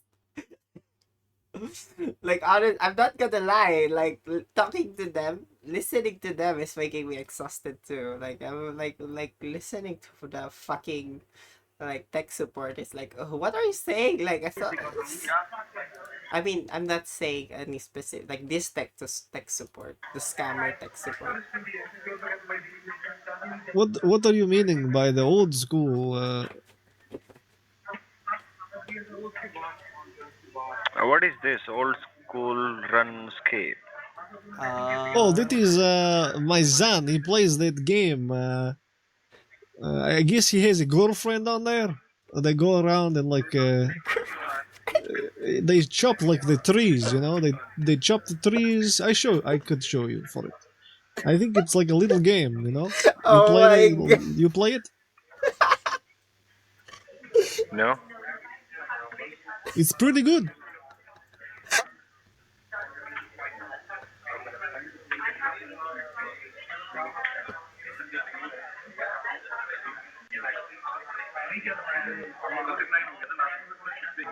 The call center is so loud.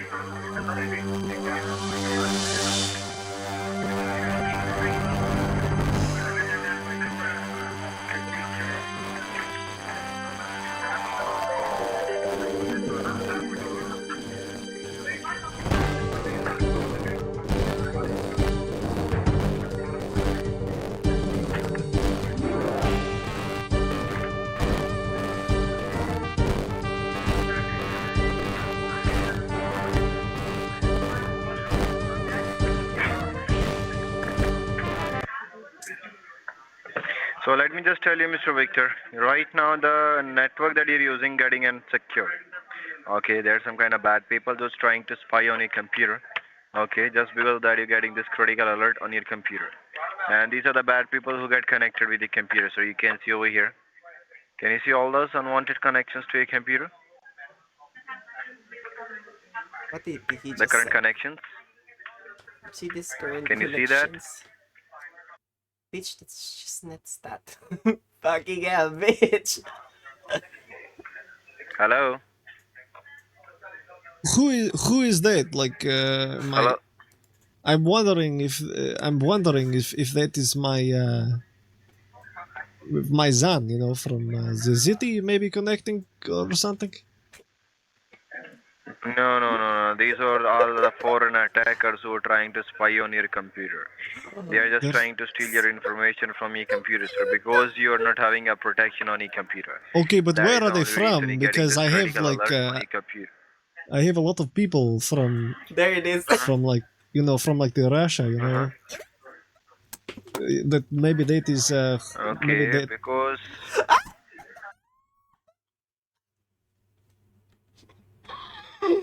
what is this? What is this? Wait, why you looking at my nude folder? Like that is very private. I'm not looking at, sir. You just open up. So these You are the just bad people, sir, who are trying to. first of all, what did you think? Be honest.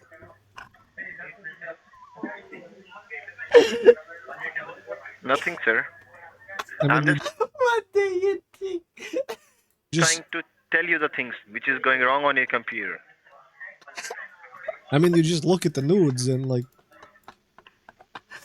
You ever seen those before? No. That is very rude of you to go through someone. I think that traumatized the scammer.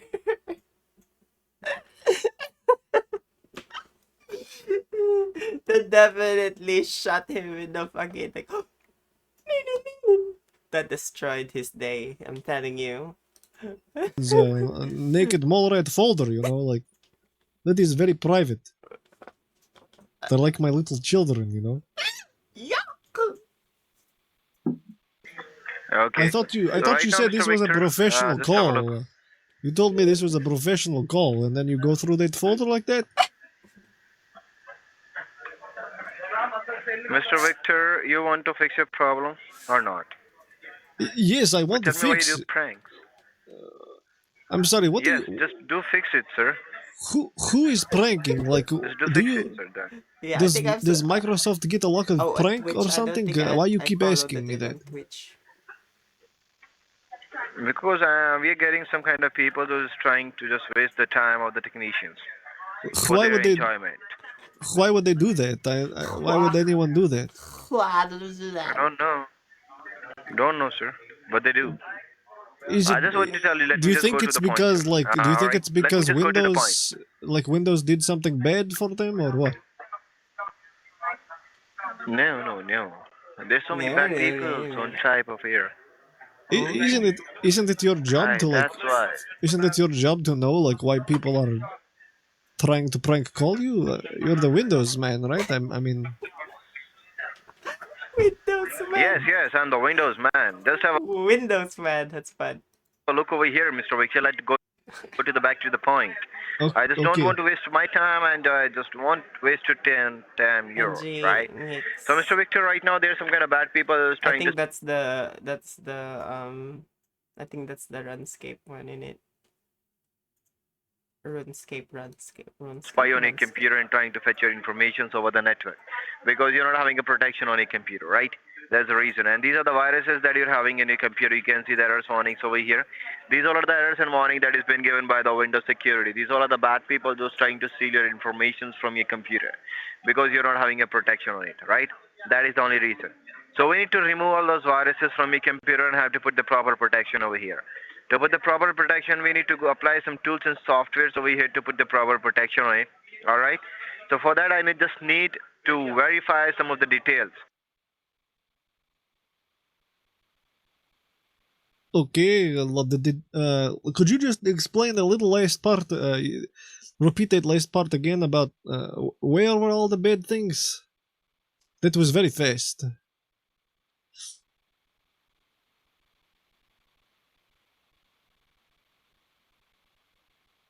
Hello, I'm not for hearing you right now. Alright, so right now I'm going to put some tools and softwares over here, sir. Alright? To Okay, put the but proper protection on that. System has rebooted without clearly shutting down firstly. Because you're not doing your work on a computer, at least somebody else is doing your work on the computers. what Because is you're all not the protected. what do all these These are the little bad. icons like? What are the icons meaning? Like the different colors? They are warning you. They are warning you that you're not having a protection. Okay. That's weird. Yes. Like, okay, there's a lot of them. That's really weird. Do you think has anybody Yes, ever warned? Mr. Victor, Has anybody ever warned you that? don't touch a computer. Has anybody ever warned you that you're not actually working for Microsoft, and that's why people prank call you and waste your time? Because these aren't actually viruses and spywares, and these aren't. Yeah, thank you. Finally, he got the mask out. Ooh, that must be drugs. I like drugs. I'm kidding. Like, you know, like the drugs, the medicine that doctors make, you know, like who makes us feel better with our sickness. So thank you so much to all of the doctors that are here today and who we have seen throughout our lives. I don't know what I'm saying, but yeah, I'm gonna end the stream this early. I'm sorry. I wasn't planning on streaming today. And I don't know. I don't know why. Hmm? You notice what? That I'm not feeling it. I'm... yeah, because I wasn't supposed to. But yeah. I I just felt like doing it, I guess. So maybe I wanted to in a way, but I just wanted to like show something. But yeah.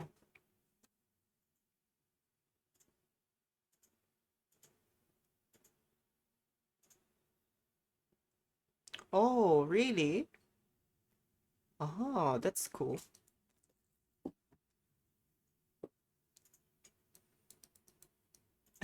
I mean, it is funny.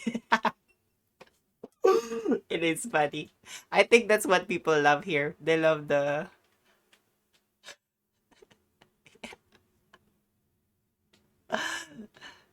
they do. And yeah, that's how it happens here. And people just love that things. They just love those sort of stuff. Genuine things, genuine shit happening, funny, genuine shit, embarrassing, genuine shit. And yeah, all I can say is we're all embarrassing in the end. Also, I'm sweating and yeah. Oh yeah, can you send me her account by the way? I forgot to ask about that. But yeah, send me her name. Like what's her name? I'm gonna follow her as well. Just so I could follow other people and like you know, I'm active. I'm active on Twitch. Woohoo! I look people up on Twitch. I try. Um but yeah. If you're still here, thank you so much. I'm gonna have to end my stream for now just to give myself a little bit of rest because we're going out later. So yeah, thank you so much. And I'll see you on Monday. I'll try to look for something to do to keep it fun. But yeah, for now,